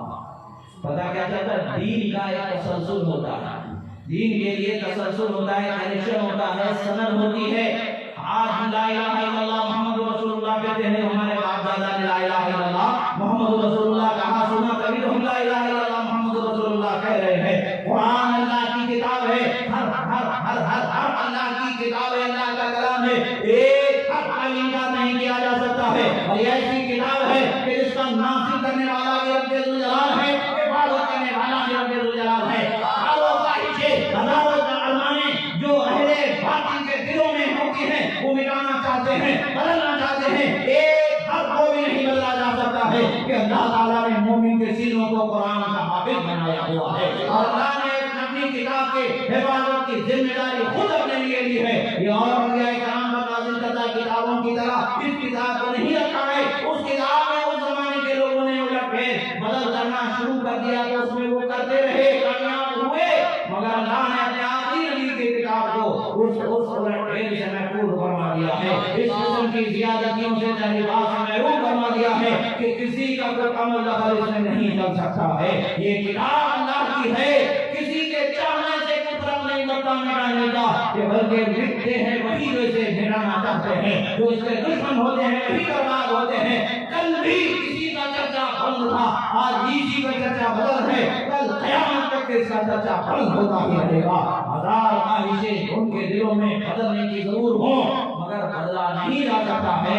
ये क्यों नहीं बदला जा सकता है? ये कुरान है, अल्लाह का कलाम है, एक हर चीज का नहीं बदला जा सकता है। हर हर हर को अल्लाह ताला क़यामत तक के बाकी रखने वाला है। इस कलाम से लोगों को गलत बातें, ये हमें मिला कहां से, ये हमने सुना कहां से, हमारे बाप दादा ने बताया तभी तो ये हमारे पास पहुंचा है। आज आकर के हमारे बाबा लोग फातिहा दिलाते थे तो हम भी बाजा दिलाते, अरे बाप दादा जो शरीक करते थे تم بھی ضد کر رہے ہو. آیت اٹھا کے پڑھیں گے جو کفار کے حق میں نازل ہوئی, جو بت پرستی کے لیے جو انہوں نے کہا کہ ہمیں بت پرستی, بت کی پوجا کرنا ہمارے باپ پوجا کرتے تھے اس لیے ہم پوجا کر رہے ہیں, اس کی مذمت خدا نے فرمائی ہے. تو اس کو لا کر کے ہم رپیٹ کرتے ہیں. ایسوں کو پہلے ہی رسول اللہ نے بیان فرما دیا ہے. آیات و احادیث لے کر کے آئیں گے, جو اس کے محل نہیں ہوگا اس محل میں سے فٹ کرنے لگیں گے, نئے محل میں سے لا کر کے برقرانے کی کوشش کریں گے. ایسوں سے دور ہو جانا. حضرت عبداللہ ابن عباس رضی اللہ تعالیٰ عنہ یا حضرت عبداللہ ابن عمر رضی اللہ تعالیٰ عنہ سے یہ روایت بخاری شریف میں آپ فرماتے ہیں, ہم شرار الخلق عند اللہ فرماتے ہیں, وہ لوگوں میں سب سے شریر لوگ ہوتے ہیں جو کفار کے حق میں نازل ہونے والی آیتوں کو مسلمانوں کو لا کر کے کشف کرتے رہتے ہیں. ان کا حال یہی ہے کہ وہ شریر لوگ ہیں, برے لوگ ہیں, گندے لوگ ہیں. ان کے لیے اللہ کے رسول صلی اللہ علیہ وسلم نے فرمایا ایاکم بریہ لا یضلونکم ولا یضلونکم, خبردار نہ ان کو اپنے قریب آنے دینا, نہ خود ان کے قریب ہونا, ان کو دور رکھنا, خود بھی دور رہنا. کہیں ایسا نہ ہو کہ تمہیں بھٹکا نہ دیا جائے, تمہیں گناہ نہ کر دیا جائے. ان سے دور رہو گے تو گمراہی اور ان کے فتنے سے بچے جاؤ گے. یہ اللہ کے رسول صلی اللہ علیہ وسلم کا فرمان ہے. آپ دیکھیں یہاں پر جو اولیاء اللہ کی شان ہے اس کی شرح میں حضرت مداری قاری علیہ رحمۃ اللہ ارشاد فرماتے ہیں, حضرت امام احمد بن حنبل رضی اللہ تعالیٰ عنہ اور امام ابن اسحاق رضی اللہ تعالیٰ عنہ سے جو روایتیں مبارکہ منقول ہوئی ہیں, اور روایتوں کو اس حدیث کے تحت حضرت امام مولا علی قاری علیہ رحمۃ اللہ نقل فرماتے ہیں. حضرت عبداللہ بن مسعود رضی اللہ تعالیٰ عنہ سے حدیث مبارکہ مرفوعاً روایت کی جاتی ہے. حدیث مبارکہ کیا ہے؟ آپ فرماتے ہیں کہ ان اللہ تعالیٰ خلق ثلاثمائہ نفس, اللہ تبارک و تعالیٰ 300 جانوں کو ایسے پیدا فرمایا, 300 جانوں کو ایسے پیدا فرمایا ہے کہ ان کے قلوب کو اللہ تبارک و تعالیٰ نے حضرت آدم علیہ السلام کے قلب کے مطابق پیدا فرمایا. یعنی ان کے قلب کا اثر ان کے قلبوں میں اللہ تعالیٰ نے عطا فرمایا ہے. اور غوث اعظم کی بارگاہ میں جب ہم اس کو سمجھنا چاہتے ہیں, غوث اعظم فرماتے ہیں لکل ولی لہ قلم انی علی قلم نبی الکمال, ہر ولی کو اللہ نے ایک قلم عطا فرمایا ہے. یعنی ہر نبی کی شان اور اصحاب ان کی برکات سے اللہ تعالیٰ نے مالا مال فرمایا ہے. اور مجھے خدا نے ایسا بنایا ہے کہ براہ راست میرے جد اعلیٰ کی برکتوں سے مالا مال فرمایا ہے.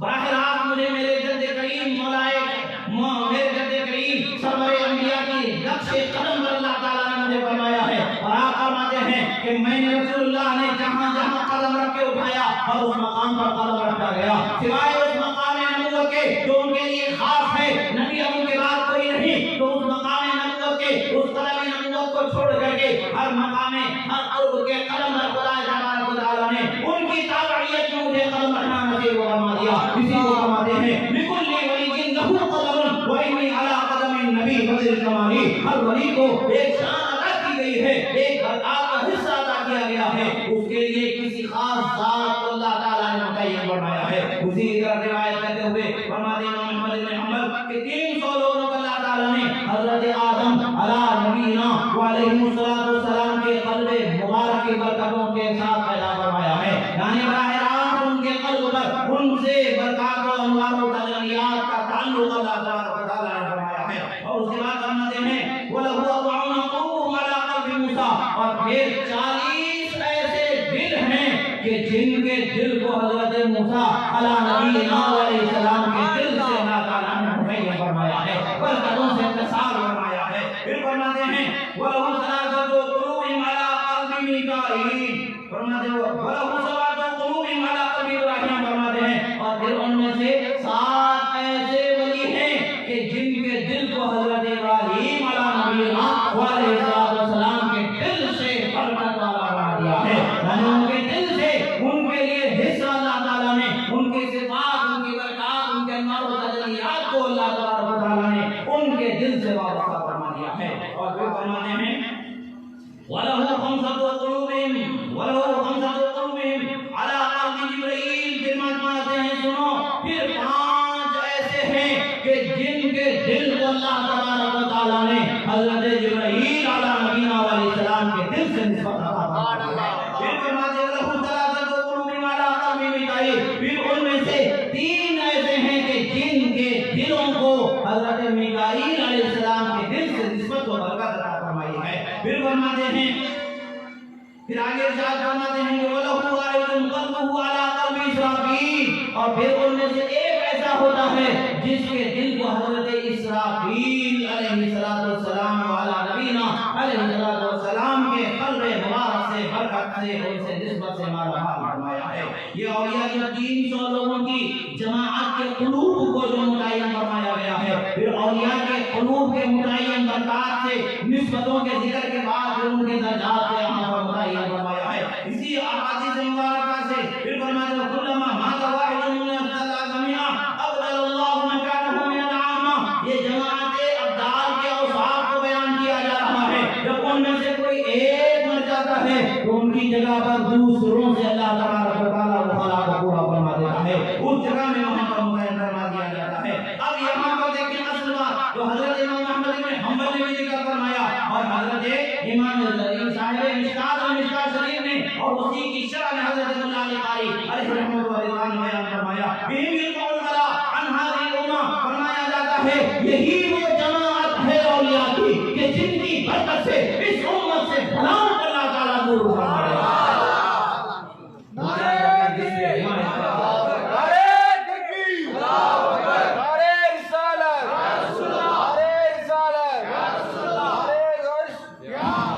وہ کیا نبی جس پہ حمایت کا حکم بن جاتے ہیں شیر کو خبر میں لاتا نہیں ہوتا تیرا.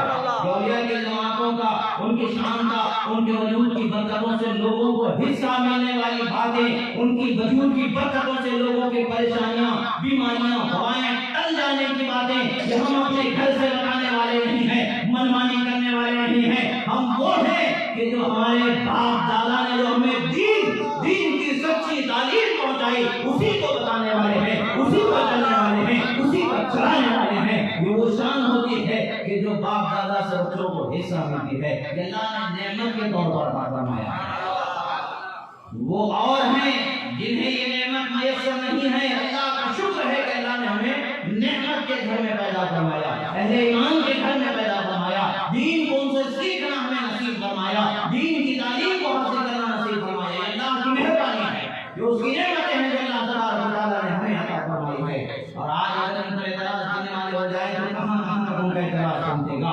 قرآن پر اعتراض ہو جائے گا، حدیث پر اعتراض ہو جائے گا، اجماع امت پر اعتراض ہو جائے گا، امت کے جمہور پر اعتراض ہو جائے گا. نہ جانے کہاں وہ اپنے آپ کو سرالت و گمراہی کے گردابوں میں پھنساتے چلے جائیں گے. ہدایت کا کوئی راستہ نہیں ملے گا. ہدایت انہی کے لیے ہے جو صراط الذین انعمت علیہم کے دائرے میں آ جاتے ہیں. ہدایت انہی کے لیے ہے جن کے راستے پر خدا نے انعام کا مہر فرما دیا ہے. وہ راستہ کیا ہے؟ انبیاء کا ہے، صدیقین کا ہے، شہداء کا ہے، صالحین کا ہے، اولیاء کاملین کا راستہ ہے. اور انہی کے زمرے میں رہنا خدا نے ہمارے لیے فرمایا ہے. کونوا مع الصادقین فرمایا اے لوگوں اللہ سے ڈرتے رہو، اے ایمان والو اللہ سے ڈرتے رہو اور اللہ کے نیک بندوں کے ساتھ ہو جاؤ تاکہ اس نیکی کی برکت تمہیں ملتی چلی جائے. اسی لیے شیخ سعدی کا ہے قول غالباً کہتے ہیں جناب نزدے کسے بنشین کے او ازدل خبردارت اے دل کسی ایسے کی صحبت اختیار کر کہ جس سے اس کی خبر ہوتی رہے. ان کی حالتوں کو سنبھالنے والے کی صحبت اختیار کر کے اس کی برکتیں ملتی رہے. یہ شان اللہ تبارک و تعالیٰ اللہ والوں ہی کو عطا فرماتا ہے. اور اللہ والوں کی شان کیا ہوتی ہے؟ یہ جو جماعت ہے اولیاء کی یہ ایک جماعت کے اوصاف ہیں. اس جماعت پر ایک پھر اور جماعت ہے جسے نقبا کہا جاتا ہے، پھر اس پر ایک اور جماعت ہے جسے نجبا کہا جاتا ہے، پھر ایک اور جماعت ہے جسے افراد کہا جاتا ہے، پھر ایک اور جماعت ہے جسے اقطاب کہا جاتا ہے، پھر ایک اور جماعت ہے جسے احواز کہا جاتا ہے، پھر ایک اور جماعت ہے جو مقام غوثیت کبریٰ کا ہوتا ہے. اس مقام پر برگزیدہ شخصیت کو غوث اعظم کے نام سے یاد کیا جاتا ہے. رسول اللہ کے نقش قدم پر ہوتا ہے، براہ راست ان سے فیضان لینے والا ہوتا ہے. اسی کو فرماتے ہیں لِكُلِّ وَلِيٍّ لَهُ قَدَمٌ وَإِنِّي عَلَىٰ قَدَمِ النَّبِيِّ الْكَمَالِ يَا سَائِرَ الطَّابِدُونَ يَا سَائِرَ الطَّابِدُونَ بِحَالِكَ الْخُلُوَ عَنْ رِجَالِي مَقَامُكُمْ عُلَىٰ جَمْعًا وَلَٰكِنْ مَقَامِي فَوْقَكُمْ مَا زَالَ عَلِي أَنَا فِي حَضْرَةِ الطَّيِّبِ وَحْدِي يُسَبِّحُنِي حَسْبِي ذُو الْجَلَالِ نَظَرْتُ إِلَىٰ بِلَادِ اللَّهِ جَمْعًا كَحَضْرَةٍ عَلَىٰ حُكْمِ اتصالي تَرْكُ الْعِلْمَ حَتَّىٰ صِرْتُ قُدْوَةً وَنِلْتُ الصَّادَ مِنْ مَوْلَى الْمَوَالِي وَمَنْ فِي أَوْلِيَاءِ اللَّهِ مِثْلِي وَمَنْ بِالْعِلْمِ وَالتَّصْرِيفِ حَالِي رِجَالِي فِي حَوَاجِرِهِمْ صِيَامًا وَفِي ظُلَمِ اللَّيَالِي كَالنَّهَارِ. نعرہ تکبیر، نعرہ رسالت، نعرہ غوث کا دامن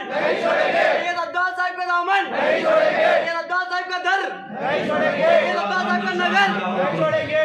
غوث اعظم کی شان کیا ہوتی اسی کو فرماتے ہیں ولایت کے بلند پرواز حیران ہے بلندی پر ولایت کے بلند پرواز حیران ہے بلندی پر سمجھ میں ہی نہیں آتی ہے غوث اعظم کی وہ کیا شان اللہ تبارک و تعالیٰ نے عطا فرمایا ہے ولایت کے جو بلند پرواز ہوتے ہیں جن کی پہنچ اونچائی سے اونچائی پر ہوتی ہے وہ بھی حیران ہوتے ہیں کہ آخر ان کا مقام کتنا بلند فرمایا ہے غوث اعظم فرماتے ہیں تم مجھ کو عام لوگوں پر قیاس مت کرو خدا نے مجھے سب سے جدا رکھا بنایا اس لیے کہ ہر ولی کو ایک قدم عطا فرمایا ہے وہ قدم کیا ہے کسی نہ کسی نبی کا قدم عطا فرمایا گیا ہے اور خدا نے مجھے سید الانبیاء کا نقش قدم عطا فرمایا ہے اور میرے نبی کریم سرور انبیاء کو خدا نے ایسا انوکھا نرالا بنایا ہے ایسی شان والا بنایا ہے کہ ان کی شان کی حقیقت تک کوئی نہیں پہنچ سکتا ہے جیسا کہ فرمایا گیا ان کے اقوال کی تعبیر یوں ملتی ہے تعین یوں ملتی ہے اللہ کے رسول فرماتے لا یعلم حقیقت الا ربی میری حقیقت کو کوئی پہچان ہی نہیں سکتا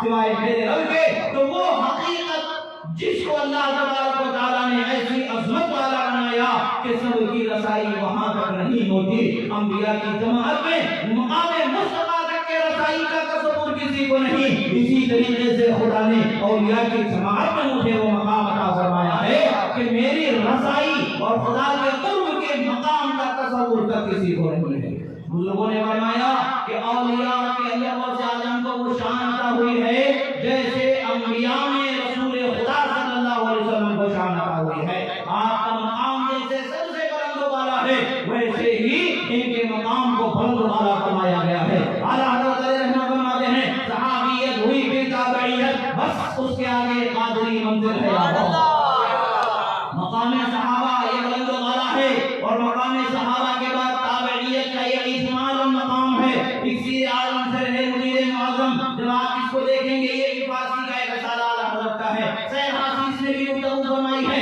الاستمداد کے اندر بھی سیر حاصل گفتگو فرمائی ہے اکابرین کے اقوال سے مزین اپنے اقوال کو اپنے تحریر کو انہوں نے مدلل بھی بنا دیا ہے اس میں امام یافعی کا قول ہے صاحب بہجت الازہار کا قول ہے امام الباہی کا قول ہے اور دیگر صحابہ کرام کا قول ہے اور محدثین میں سے امام ملا علی قاری کا اور ان کے علاوہ تمام اولیاء صالحین جن کی صلاحت پر جن کی ثقافت پر لوگ اعتماد کرتے ہیں ان کے اقوال سے مقام کی تشریح کا بیان فرمایا ہے اس میں بیان فرماتے ہیں کہ جو مقام صحابیت ہے وہ مقام بلند و بالا ہے وہ اپنے سنا ہو کر ہے اس کے بعد مقام تابعیت ہے اجمالی طور پر کہ مقام تابعیت اونچا ہے مگر آپ فرماتے ہزاروں تابعی سے تو بولوں ہاں وہ اتنا مکمل واضح ہے آپ اور فرماتے ہیں خدا نے بے شک تابعیت کا مقام بہت بلند و بالا بنایا ہے مگر ایک شان یہ بھی ہے غوث اعظم کہ وہ تابعین کا جو مقام ہے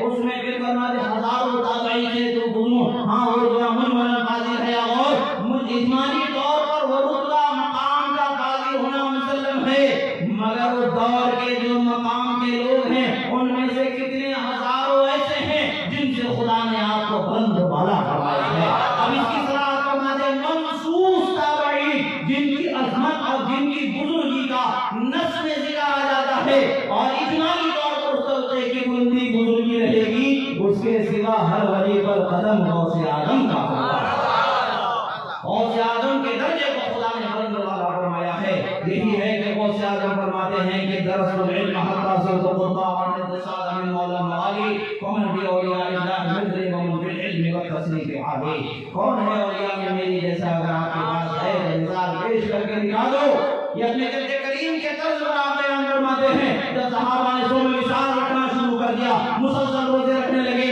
اور اس کو برداشت نہ کر سکے پریشان ہونے لگے تو رسول اللہ نے فرمایا ایکم مثلی کون ہے تمہیں میرے طرح وہ یہ کام کر رہا ہے تو جس کے نقش قدم کو خدا نے ہم کو فرمایا ہے اس کا حصہ بھی ایسا عطا فرمایا ہے کہ اولیاء میں وہ شان آپ کی ظاہر فرماتے ہیں ارشاد فرماتے ہیں ومن فی اولیاء اللہ مثلی ومن فی العلم والتصنیف عالی فرماتے اولیاء میں کوئی ہے میری جیسا تو مثال دے کر کے دکھا دو حالات فرماتے تجھے درجہ سے سچا سے ہے مجھول اس میں میری گردن میں بھی ہے دور کا ڈورا فرماتے ہیں کہ کیا کرے جس پہ حمایت کا ہو بن جاتے گا شیر کو خطرے میں لاتا نہیں ہوتا حضرت شیخ احمد جان علیہ رحمت و رضوان کا ایک واقعہ ہے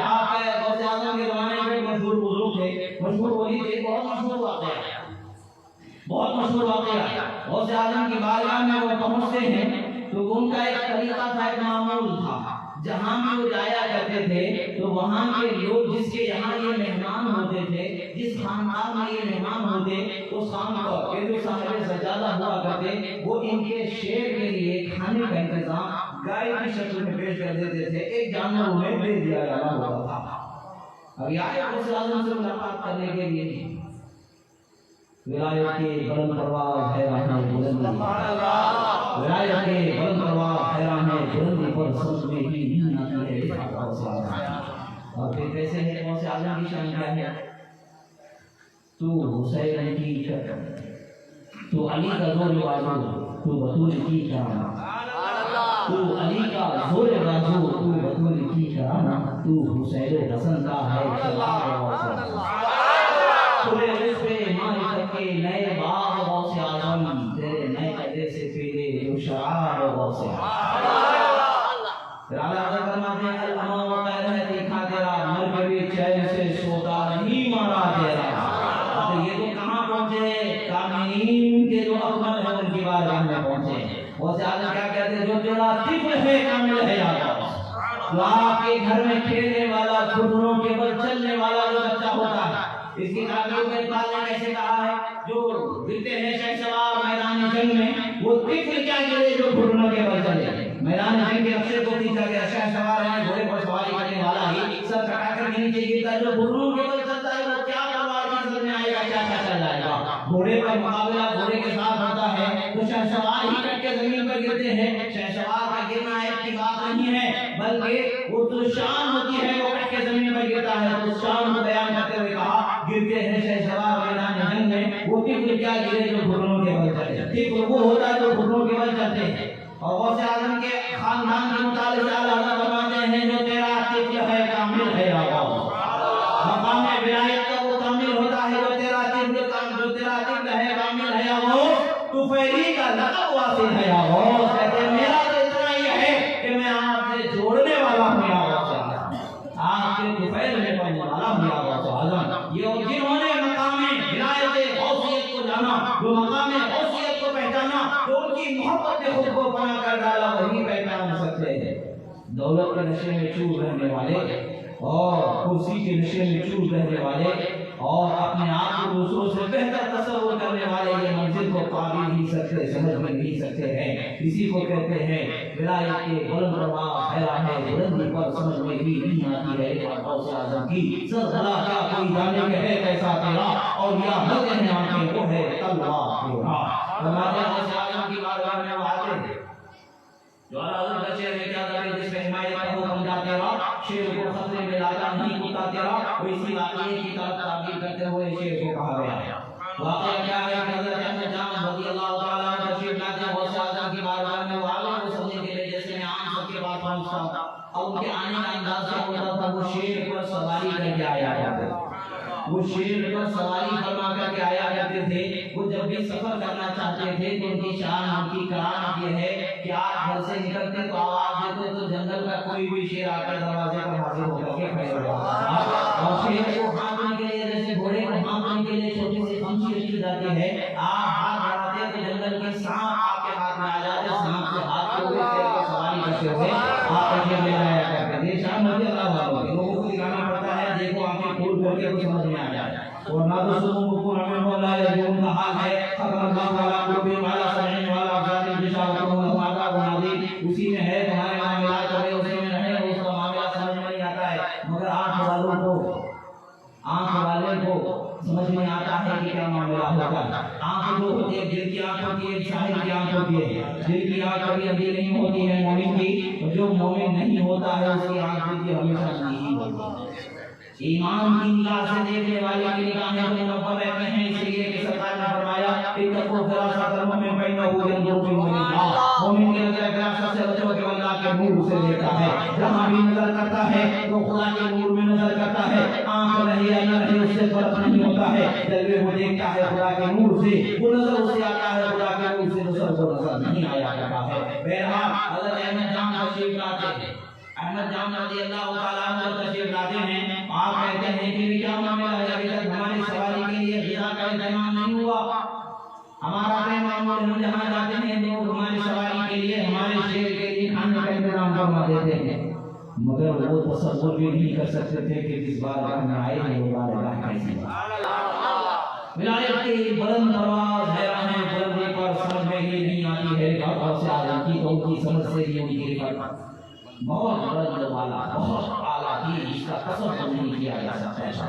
عام طلب جیسے ہوتی تھی کرنے اور نشہ ہوگا کیا معاملہ ہے. تفریح الخاطر میں ایک جملہ اس کے ساتھ ہے تو عرف عام میں عام طور پر جو کتابوں میں اردو کی واقعہ ملتا ہے تو لفظ کتے ہی سے وہاں پر داخل کی جاتی ہے. معاملہ کیا غوث اعظم کے پاس جب یہ خبر پہنچی تو غوث اعظم نے کہا ٹھیک ہے، ان کو ہمارے خاندان کا جو سبب ہے اس میں سے ایک گائے عطا کر دی جائے، وہ ہمارے مہمان ہیں. مہمان کے ساتھ اچھا سلوک کرنا یہ اللہ تعالیٰ کی شان ہوتی ہے. آپ نے فرمایا کہ گائے دیدوں میں اس جہاں گائے کو باندھا جاتا تھا، جہاں دروازہ تھا اس دروازے کے بازو ہی میں لنگر خانہ تھا غوث اعظم کا، جہاں سے لوگوں کو کھلایا جاتا تھا. لوگوں کو کھلایا جاتا تھا. اس لنگر خانے کے دروازے پر ایک کتے کا پلا پڑا ہوا تھا. بڑا کتا نہیں جسے ہم بولتے کیا بولتے وہ بڑے بڑے کتے نے جن کی شہرت اور لاکھوں میں ان کی قیمت ہوتی وہ نہیں. گلی کا کتا بڑا کتا میں کتے کا چھوٹا سا پلا تھا. تفریح الخاطر میں یہی لفظ اس کا آیا، یعنی کتے کا پلا دروازے پر پڑا رہتا تھا. جب گائے لے کر کے جا رہے ہیں تو کتا بھی اس کے پیچھے پیچھے جانے لگا. اب شیر کا حال کیا ہوتا ہے، شیر کی جب دھاڑ آتی ہے، شیر کے سامنے جب آ جاتے ہیں کوئی بھی اچھی چھوٹی ہوا ٹائٹ ہو جاتی ہے، سب کچھ جو کچھ اندر ہوتا ہے باہر نکل جاتا ہے، کچھ باقی نہیں بچتا. وہ شیر اسے کہتے ہیں جس کے نام سن کر کے لوگوں کے دلوں پر حیرت تاری ہو جاتی ہے. یہ جنگل کے شیر کی بات ہے تو پھر اللہ کے شیر کی بات کیا ہوگی. اسی وجہ سے جب حضرت علی کو شیر خدا سے یاد کیا جاتا ہے دہنے لگتا ہے، کانپنے لگتا ہے کہ حیرت تاری ہو جاتی ہے. شیر کے ذکر سے یہ حیرت تاری ہو جاتی ہے. کتا سونگنے میں بہت تیز ہوتا ہے. کتے کو کہیں سے بھی ہوا سے کسی بھی قسم کی بو آ جاتی ہے، اگر اس کو مہک آ جائے تو وہاں شیر ہے تو علاقے چھوڑ کے بھاگ جاتا ہے. مگر جا رہا ہے مستان چال کر کے چلا جا رہا ہے، اسے کیا فکر ہے کہ شیر ہے کہ سامنے کچھ اور ہے. اسے تو جس در پہ پل رہا ہے اس در کی پرورش پہ ناز ہے، اس در کے ٹکڑوں پر جو جی رہا ہے اس در کے سخاوت پہ ناز ہے، شان کریمی پہ ناز ہے، دستگیری پہ ناز ہے. وہ اپنے وجود کو تھوڑی دیکھ رہا ہے، وہ تو اس کے پیچھے جو ہے جس کی دستگیری سے پڑھ رہا ہے اس پر اس کی نظر. چلے گیا جانے کے بعد جب گائے کو پیش کر دیا، انہوں نے کہا چھوڑ دو میرے شیر کے سامنے، وہ گائے کو کھا جائے گا. شیر کو پتا تھا کہ حضرت کے ساتھ جاؤ تو بغیر محنت کے پیٹ بھرنے کو ملے گا. جنگل میں چھپو، دبو، بیٹھو، بھوکے رہو، جانور کو تلاش کرو، پیچھے دوڑو، بھاگو. اس کے بعد کبھی شکار ہوا تو ملا، نہیں ہوا تو بھوکے رہو. ہفتوں گزر جاتے ہیں بغیر کھائے پیے. کبھی کبھی تو آج یہ ہوتا شیروں کا کہ ہفتوں گزر کے نقاہت کے مارے کھانا نہ ملنے کی وجہ سے مر جاتے ہیں. اتنی محنت کے بعد انہیں کھانا ملتا ہے. اب وہ ولی کی صحبت میں رہتے ہیں تو کچھ نہ کچھ تو فائدہ ہوتا ہے کہ نہیں ہوتا ہے.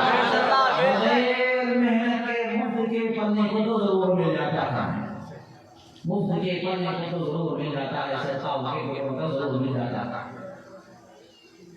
شیر کے سامنے جب گائے کو لایا گیا تو شیر نے حملہ کر کے اس کو کھانا. شیر کی عادت ہوتی ہے جو بھی کھائے گا تو دبوچ کر کے گلا پھاڑ کر کے نظارہ چھین کر کے شیر کے جیسے ہی کھائے گا.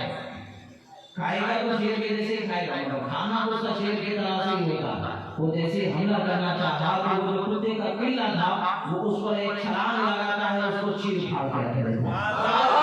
حضرت احمد جان حیران ہو جاتے ہیں کہ آج تک کی تاریخ میں کتوں کو شیروں نے چیرا پھاڑا ہے، کتنوں کو لقمہ بنایا ہے، مگر یہ پہلا کتا ہے جو میرے شیر کو چیر پھاڑ کر کے رکھا ہے. آپ جب دیکھتے ہیں تو معاملہ کیا ہے، وہ کتا واپس چلا جا رہا ہے غوث اعظم کے دروازے پر. جب شام کو دیکھا گیا، مشاہدہ کیا گیا تو اعلیٰ حضرت نے فرمایا وہ کعبہ جس پہ حمایت کا ہوئے پنجہ تیرا شیر کو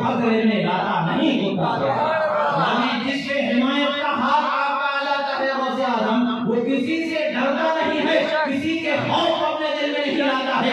ارے بھلے سامنے شیر بھی ہو تو اس کے ٹکڑے کر کے رکھ دیتا ہے۔ حضرت فرماتے ہیں مریدی واشن مریدی ہمتی وشاوغنی وب المان تشاو والاسماعیلی مریدی واشن۔ پھر فرماتے ہیں فإنی عظوم قاتل عند القتال، فرماتے ہیں اے میرے مرید گھبرانا نہیں، ڈرنا نہیں، جس کے ساتھ جنگ کرنا چاہے جنگ کر لے، جس سے لڑنا چاہے لڑ لے۔ میں خدا کے فضل سے ایسا بنایا گیا ہوں کہ میری تلوار ہمیشہ کھلی رہتی ہے، نام میں چھپی نہیں رہتی، تلوار نکالنے کے لیے انتظار کرنا نہیں پڑتا ہے، ہمیشہ کھلی تلوار میری ہوتی ہے۔ اور اللہ کے دشمنوں پر ایسے چلتی ہے کہ جس کی کاٹ کو کوئی روک نہیں سکتا ہے، اور جب پریشانی کے حال میں میرا مرید بے آو مددگار ہوتا ہے تو اسے چھوڑ کر کے میدان سے پیٹ دکھا کر کے بھاگنے والا مجھے خدا نے نہیں بنایا ہے، بلکہ اس کی مدد کرنے والا مجھے خدا نے بنایا ہے۔ بے فکر ہو جا، بے خوف ہو جا، خدا نے مجھے تمہاری مدد کرنے والا بنایا ہے۔ یہی تو ہم کہتے ہیں، عزیز بھی تو یہی کہتے ہیں کہ اولیاء کے صدقے میں لوگوں کو اللہ تعالیٰ بلاؤں کو دور فرما دیتا ہے۔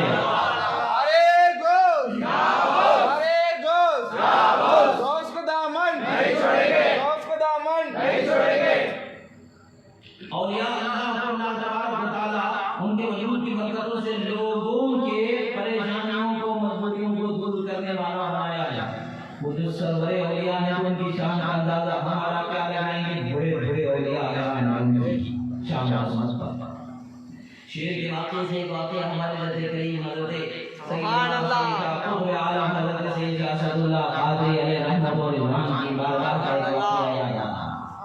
ان کے مامودان حضرت جلال الدین شیر سوار علیہ رحمت و رضوان کا یہ واقعہ تھا کہ حضرت جلال الدین شیر سوار علیہ رحمت و رضوان حضرت شمس الدین محمد قادری علیہ محمد حسین چشتی نور عالم محمد حسین چشتی علیہ رحمت و رضوان کے فرزند ہیں، اور آپ حضرت سید شاہ جلال الدین چندہ حسین چشتی علیہ رحمت و رضوان کے فرزند انجمن ہے۔ جلیل القدر اولیاء کاملین میں اپنے وقت کے یکائے زمانہ یکائے روزگار بلکہ کامل گزرے وہ حضرت امام حسین شہید کربلا کے اولاد میں سے حضرت امام زید شہید رضی اللہ تعالیٰ عنہ کے اولاد مبارکہ میں آپ کا شمار ہوتا ہے۔ آپ کے گھر میں حضرت نور عالم حسین رحمۃ اللہ علیہ، ایک میں حضرت شمس عالم حسین علیہ رحمۃ و رضوان ہیں جو بارگاہ شمس عالم حسین قطب رائچور سے جنہیں منسوب کیا جاتا ہے، تعارف حاصل کیا جاتا ہے۔ رائچور میں آپ آرام فرما ہیں۔ حضرت نور عالم حسینی اپنے والد مبارک کے بارگاہ میں وہیں آپ کوکی شریف میں آرام فرما ہیں۔ آپ کے شہزادے حضرت جلال الدین شیر سوار علیہ رحمت و رضوان کی شان ہے، آپ گلسرم شہر میں آرام فرما ہیں۔ آپ کی بہن کے لڑکے ہیں حضرت سید شاہ اسد اللہ حسنی حسین قادری علیہ رحمت و رضوان، جو حضرت جلال الدین شیر سوار علیہ رحمت و رضوان کے گود لیے ہوئے پالا کے بیٹے ہیں، جسے محترمہ کہا جاتا ہے۔ آپ کی بہن حضرت فاطمہ بزرگ علیہ نبی چاند بزرگ کے نام سے جنہیں جانا جاتا ہے، آپ حضرت سید شاہ فتح اللہ قادری علیہ رحمت و رضوان کے نکاح میں دیے گئے، اور آپ مقدس شریف سے تشریف لانے والے کوہ گولکنڈہ میں آرام فرمانے والے عظیم القدر بزرگ ہیں۔ بہرحال حضرت چندہ حضرت سید شاہ اسد اللہ بزرگ قادری علیہ رحمت و رضوان کی ایک عظیم کرامت ہے کہ آپ کو بچپن میں ہی آپ کی مامو جان نے گود لے لیا تھا۔ ماں کے دودھ بھی میسر نہیں تھا، آج کے جیسا باٹل نکل نہیں تھا کہ پانی دودھ ملا کر کے پلا دیا جائے، یا تو کسی دائیا کا انتظام کرنا ہوتا جو دودھ پلانے والی ہوتی، یا پھر اس کی ماں ہی کو سے دودھ پلانا ہوتا۔ مگر وہاں پر معاملہ کچھ ہوتا ہے، اولیاء اللہ کی شان کچھ الگ ہوتی ہے، جسے پروان جس کی پرورش ولایت کے نور و برکت سے کی جانے خدا کو منظور ہوتی ہے، اس کی ایک الگ شان ہوتی ہے۔ حضرت اسد اللہ بزرگ علیہ رحمت و رضوان کے مامو جان جب بھی چاہتے ان کو بھوک لگتی تو اپنے انگشت شہادت ان کے منہ میں دیتے تھے، اس دودھ کو پی کر کے بڑے ہوئے۔ آپ کے نانا کریم سے بھی یہ کرامت آپ کے حق میں مروی ہے۔ بہرحال سب سے زیادہ جو دودھ آپ نے پیا اپنے مامو جان حضرت جلال الدین شیر سوار علیہ رحمت و رضوان، آپ کا لقب ہی شیر سوار ہے، آپ ہمیشہ سے شیر پر ہی سواری فرمایا کرتے تھے، ہمیشہ شیر پر ہی سواری کیا کرتے تھے۔ آپ کہیں بھی جاتے تو شیر پر ہی سواری فرما کر کے جایا کرتے تھے۔ آپ گلسرم سے رائچور حضرت شمس عالم حسین رحمۃ اللہ علیہ کی بارگاہ میں حاضر ہوا کرتے تھے، ان سے اکتساب علم اور اکتساب فیض فرمایا کرتے تھے کہ آپ کے پاس بھی جب آتے تھے تو شیر پر سوار ہو کر کے وہاں پر تشریف لایا کرتے تھے۔ شیروں کا وہ سواری کرنے والی ہستی اولیاء کی چھوٹی موٹی ہستی نہیں ہوتی، جو سرکس کا شیر نہیں ہے کہ سرکس کے جو نگران ہوتا ہے، منتظم ہوتا ہے، جو ٹرین کرنے والا ٹرینر ہوتا ہے، اس کے اشاروں پر ناچے۔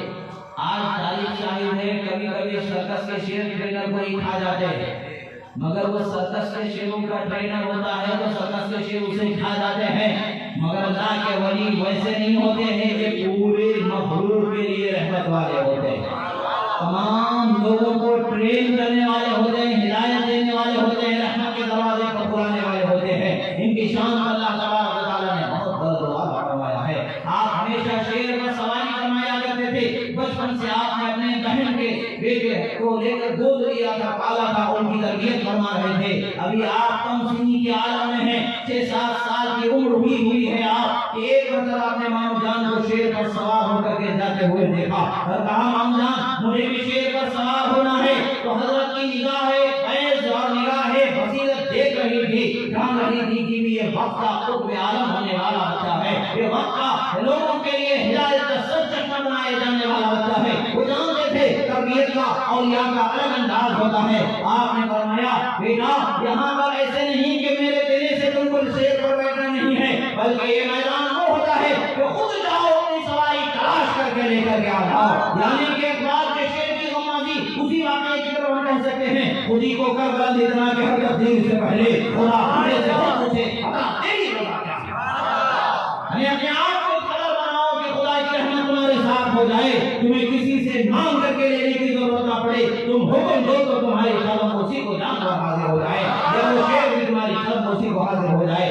آپ نے مامو جان کی زبان سے سنا تو اسی وقت پر آپ جنگل میں تشریف لے گئے، کافی وقت گزر گیا، شام ہونے کو آئی، آپ واپس نہیں آ رہے ہیں۔ منیب حیران ہیں کہ حضرت اتنی توجہ کرتے ہیں، اپنے خالزادے پر بھانجے پر مہربانی کرتے ہیں، بہت زیادہ کام کرواتے ہیں، بہت زیادہ نظر کرتے ہیں، تربیت کی طرف توجہ کرتے ہیں، اتنی دیر ہو گئی ہے نہیں آئی ہے، دبے دبے انداز میں بارگاہ کے جو مؤذن لوگ ہوتے ہیں ان میں سے ایک ہے جس کا حضور شہزادے ابھی تک واپس نہیں آئے ہیں۔ حضرت فرماتے ہیں صبر کرو آ جائیں گے، صبر کرو آ جائیں گے۔ پھر ایک روایت میں ایک بات ملتی ہے کہ فرماتے ہیں کہ مچھلی کے بچے کو تیرنا سکھایا نہیں جاتا ہے، اسے تیرنا ماں کی کوکھ سے عطا کر دیا جاتا ہے۔ جب ہم بریلی کے تاجدار سے پوچھتے ہیں تو فرماتے ہیں جو تیرا طب ہے کامل ہے یا غوث، جو تیرا طب ہے کامل ہے یا غوث، سفیلی کا لقب واصل ہے یا غوث، طلب جانو تو کس قابل ہے یا غوث، مگر تیرا کرم شامل ہے یا غوث، تیرا کرم کامل ہے یا غوث۔ فرماتے ہیں جو غوث اعظم کے گھر کا طب ہوتا ہے وہ کیسا شہزادہ ہوتا ہے، کیسا شہسوار ہوتا ہے۔ جب آپ جنگل میں جب شام کے وقت آپ اپنی تشریف لاتے ہیں تو اللہ کے کرم سے دیکھنے والوں نے ماتھے کی نگاہوں سے دیکھا کہ غوث اعظم کا یہ شہزادہ شیر پر سواری کرتا ہوا ہے۔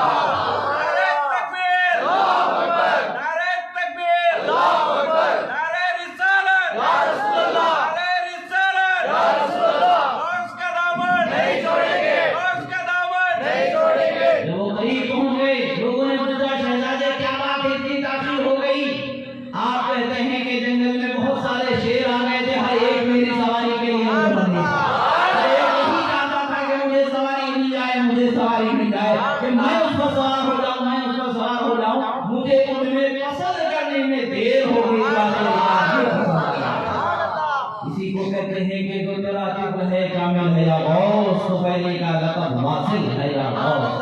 حضرت سید شاہ اسد اللہ بزرگ قاضی علیہ رحمۃ اللہ وہیں پر آپ آرام فرمائے، آپ کے شہزادے حضرت سید شاہ جلال الدین ولی اللہ قاضی علیہ رحمۃ اللہ بھی وہیں پر آرام فرمائے، آپ کے شہزادے حضرت اسد اللہ ثانی خانی اسلام کرنول شریف میں آپ تشریف فرمائے۔ آپ کے شہزادوں میں سے حضرت قطب بیگم کلی حضرت سید شاہ جمال الدین قاضی علیہ رحمۃ اللہ پہلی کو سے ہوئے ہیں، اور آپ کی بھی کرامتیں ایسی ہیں کہ ہزاروں مرتبہ نگاہوں سے لوگوں نے دیکھا، بلکہ میں نے خود ایک خاتون سے سنا میرے بچپن میں کہ ان کی عمر اس وقت 120 سال تھی، انہوں نے مجھے کہا کہ میں نے اپنی آنکھوں سے حضرت قطب بیگم کلی حضرت سید شاہ جمال الدین بادشاہ قاضی علیہ رحمۃ اللہ کو شیر بنتے ہوئے دیکھا۔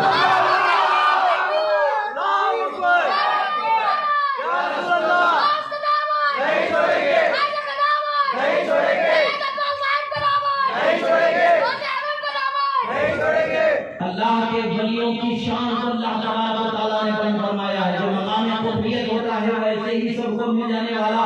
ہمارے بولنے سے مقام قربیت نہیں ہوتا ہے، بلکہ وہ اللہ کی طرف سے انتخاب ہوتا ہے۔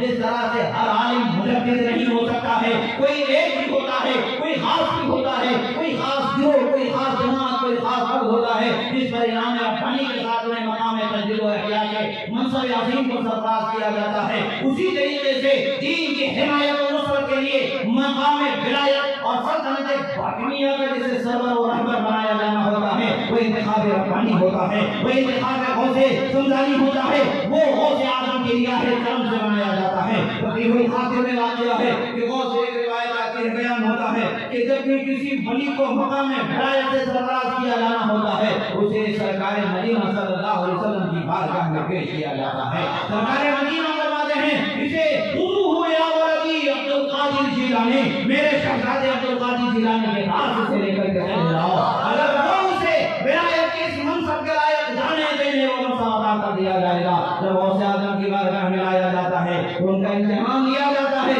اگر اس امتحان میں کامیاب ہو جاتے ہیں تو آپ تحریر لیتے ہیں، مہر لگا کر کے پیش فرما دیتے ہیں، سرکار کی بارگاہ میں عرض فرما دیتے ہیں یا رسول اللہ، اے رحمت عالم صلی اللہ علیہ وسلم، اے نبی کریم، آپ کے حکم کے مطابق میں نے اسے جانچا، جانا، پرکھا، دیکھا، مگر اس کو لائق پایا، آپ کرم فرما دیں۔ کبھی حل سے ان کی کامیابی کا رزلٹ مل جاتا ہے، پھر سرکار فرما دے خذوہ الی ولدی عبد القادر، انہیں پھر میرے شہزادے کے پاس لے جاؤ،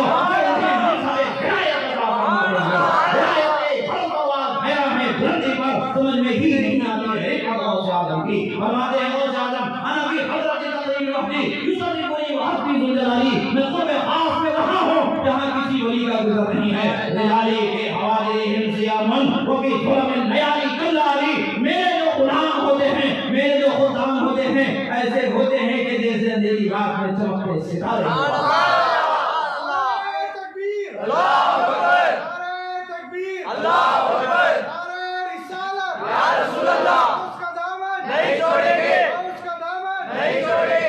جماعت ابدال پر نقبہ مجربہ اس پر افراد اوتاد افراد کی جماعت ہوتی ہے، جو فرد کے متعلق جو جماعت افراد سے ہوتے ہیں المرکوز میں اعلیٰ حضرت علی رحمۃ و رضوان اور دیگر اکابرین کے اقوال مبارکہ سے مزین و مدلل کرتے ہوئے بیان کرتے ہیں، جیسا کہ حضرت امام محی الدین ابن عربی اور اسی طریقے سے امام جعفری اور اسی طریقے سے حضرت مجدد الفسانی علیہ رحمۃ و رضوان کے اقوال مبارکہ سے ان چیزوں کو مدلل کرتے ہوئے بیان کرتے ہیں کہ جو فرض ہوتا ہے، جو وقت کا ولی ایسا ہوتا ہے اب وہ کسی کا تابع نہیں ہوتا، سیدھے ڈائریکٹ رسول اللہ صلی اللہ علیہ وسلم کا تابع ہوتا ہے۔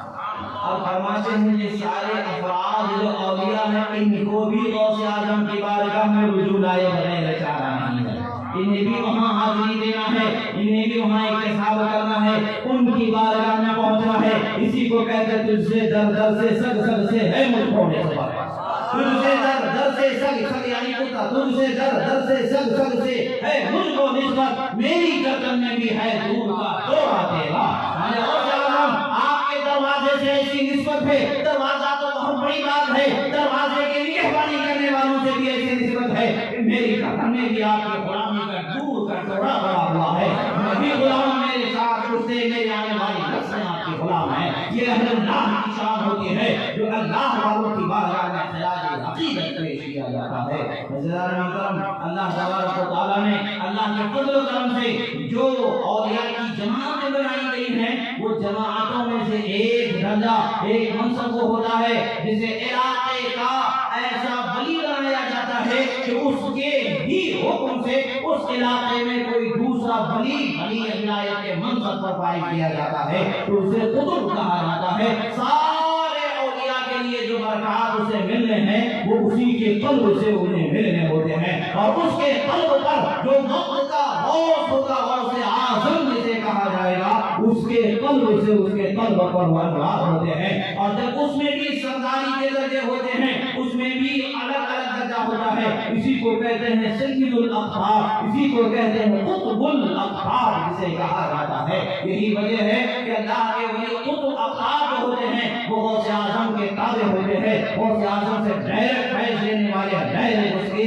کرامت اور برکت لینے والے ہوتے ہیں۔ اللہ کا شکر ہے حضرت سید شاہ جمال الدین قاضی علیہ رحمت و رضوان کو بھی انہی عظیم جماعت میں اللہ نے منتخب فرمایا۔ ہمیں ہی زمانے کے اس وقت کے تاجدار ولایت جنہیں کہا جاتا ہے، عظمت ولایت کے چرچے جن کے مانے جاتے ہیں، سارے اس زمانے کے لوگوں نے آپ کے قطبیت کو مانا ہے اور آپ کی قطبیت کا اقرار کیا ہے۔ اور آپ کے آباء و اجداد میں بات تو یہ ہوتی ہے کہ ایک بات میں آپ کو بتاتا ہوں کہ قرآن مجید میں ایک ذکر ہوتا ہے، حضرت موسیٰ علیہ السلام حضرت خضر علیہ السلام کا واقعہ ہے۔ آپ ایک جگہ تشریف لے جاتے ہیں، گاؤں میں گاؤں والے آپ کو کھانا بھی نہیں کھلاتے، پانی بھی نہیں کھلاتے، کچھ بھی آپ کے ساتھ بھلا نہیں کرتے، مگر وہاں ایک ٹوٹی ہوئی دیوار ہوتی ہے جو دو یتیم بچوں کی ہوتی ہے، تو اس دیوار کو سیدھا کر دیتے ہیں، آپ اس کی حفاظت کر دیتے ہیں۔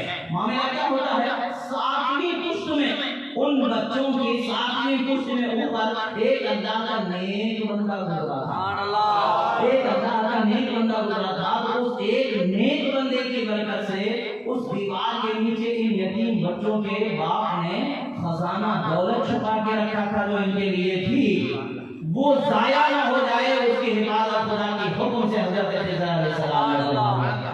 7 پشتوں میں ایک اللہ کا نیک بندہ ہے تو 7 پشتوں تک اس کی حفاظت ہو رہی ہے۔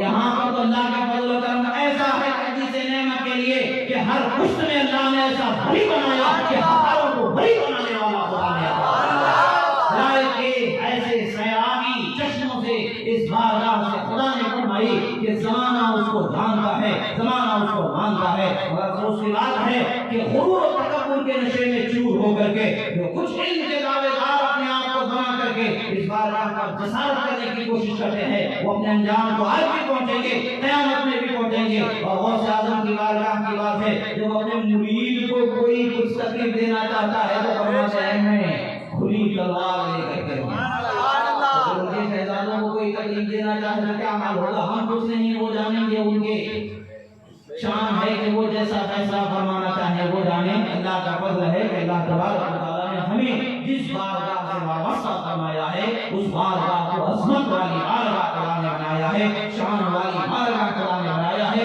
یہ تسلسل، یہ کنیکشن ڈائریکٹ رسول اللہ صلی اللہ علیہ وسلم تک کا ہے، اس میں کوئی اور بھی اس میں نہیں ہے۔ یہ وجہ ہے کہ ہمارے سلسلے کو سلسلہ الذہب بھی کہا جاتا ہے۔ اللہ تبارک و تعالیٰ سے دعا ہے جو کہا گیا سنا گیا، کہنے میں سننے میں جو غلطی سے اللہ تعالیٰ معاف فرمائے، اور ہم نے حق و صحیح کہا ہے تو ہمارے سینوں میں محفوظ فرمائے۔ اور ہم نے جو کچھ تیرے محبوب بندوں کا ذکر کیا مولا، اس میں جو ہماری وجہ سے کمی رہی، ہماری سبقت لسانی یا ہماری کم فہمی، کم عقلی سے جو غلطی ہوئی، جو کوتاہی ہوئی، مولا اسے معاف فرما۔ جو حق و صحیح شان کے لائق بیان کیا گیا مولا اسے ہمارے سینوں میں محفوظ فرما۔ پروردگار تحقیق خاص صاحب اولاد صلی اللہ تعالی علیہ وسلم کی سچی محبت عطا فرما۔ پروردگار ہمیں دنیا و آخرت میں کامیابی عطا فرما، اہل اللہ کی بارگاہ سے وابستگی عطا فرما۔ پروردگار ان کے دامن کرم سے جڑے رہنے دنیا و آخرت میں ہمارا مقدر فرما، ہمارا انہی کے ساتھ ہمارا حشر فرما۔ جو بیمار ہیں مولا انہیں شفا عطا فرما، جو پریشان حال ہیں مولا انہیں پریشانیوں سے نجات عطا فرما، جو قرض دار ہونے والے قرض سے مغوشی عطا فرما۔ پروردگار تیرے حبیب کا صاحب اولاد صلی اللہ تعالی علیہ وسلم کے صدقے میں تو پہلے مولا تبارک و تعالی ہمیں دنیا و آخرت کی سرخوری عطا فرما۔ جہاں کہیں بھی ظلم ہو رہا ہے مولا مسلمانوں پر ظالموں کو نیست و نابود فرما۔ مولا جو علماء، جو عام لوگ دین کی حفاظت کے لیے کوشاں ہیں مولا، وہ خدمتیں کر رہے ہیں مولا، ان کی خدمات کو، کوششوں کو قبول فرما، انہیں حوصلہ و ہمت و طاقت عطا فرما۔ پروردگار ظالموں کو نیست و نابود فرما، ظالم بادشاہوں سے ہمیں چھٹکارا عطا فرما، مظلوم مسلمانوں کی مدد فرما، مظلوم بیواؤں، یتیموں، بے سہاروں کے سہارے بڑے کے کام ماہی فرما۔ پروردگار ہمیں دنیا و آخرت کی برکتوں سے مالا مال فرما۔ جن کے گھروں میں جس قدر کی جیسی بھی پریشانیاں، کی برکتی کی رزق کی پریشانیاں یا جیسی بھی پریشانیاں مولا، ہر پریشانی سے انہیں نجات عطا فرما، ہر پریشانی سے انہیں حفاظت عطا فرما، ہر رحمت ہر برکت سے ہم تمام کو مالا مال فرما۔ جن کے بھی گھر میں جوان بیٹے بیٹیاں بھائی بہن غیر شادی شدہ ہیں، ان کے شادیوں کے اسباب مہیا فرما، ان کا بہتر و تابع مستقبل فرما۔ تمام مومنین مومنات کے اس دوران محبت مدد شفقت رحمت عنایت عطا فرما۔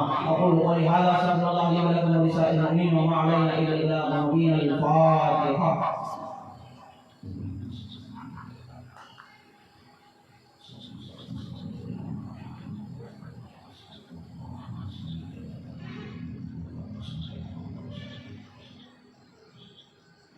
قال الله تعالى في شان حبيبه إن الله وملائكته يصلون على النبي يا أيها الذين آمنوا صلوا عليه وسلموا تسليما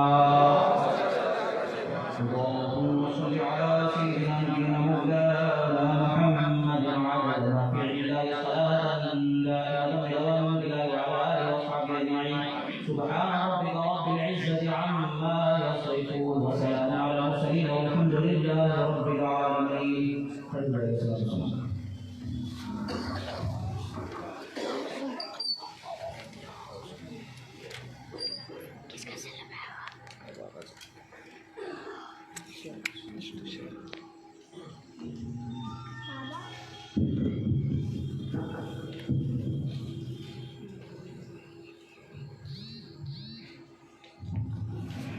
Ya Nabi salam alaika ya Rasul salam alaika ya Habib salam alaika salawatullah alaika ya Nabi salam alaika ya Rasul salam alaika ya Habib salam alaika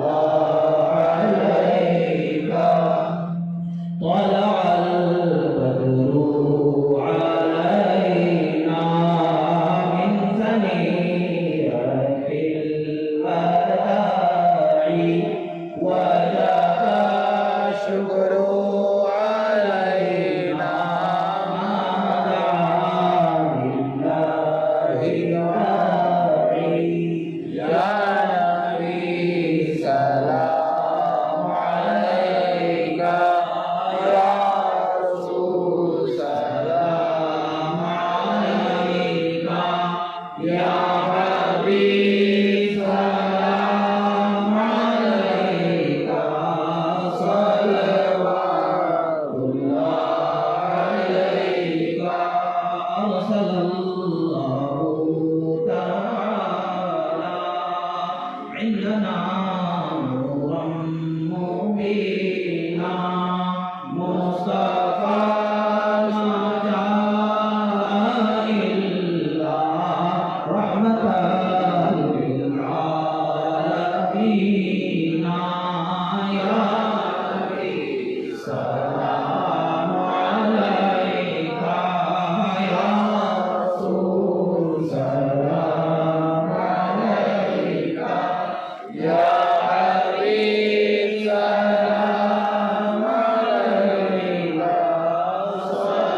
صلوات الله عليك حبيبي يا رسول الله جانکنے کے وقت آنا چہرے انور دکھانا کلمہ طیب پڑھانا ساتھ ایمان کے اٹھانا یا نبی سلام علیک یا رسول سلام علیک یا حبیب سلام علیک صلوات اللہ علیک الصلاة والسلام عليك يا رسول الله الصلاة والسلام عليك يا حبيب الله الصلاة والسلام عليك يا قاسم السلام على آله وصحبه حبيبي يا رسول الله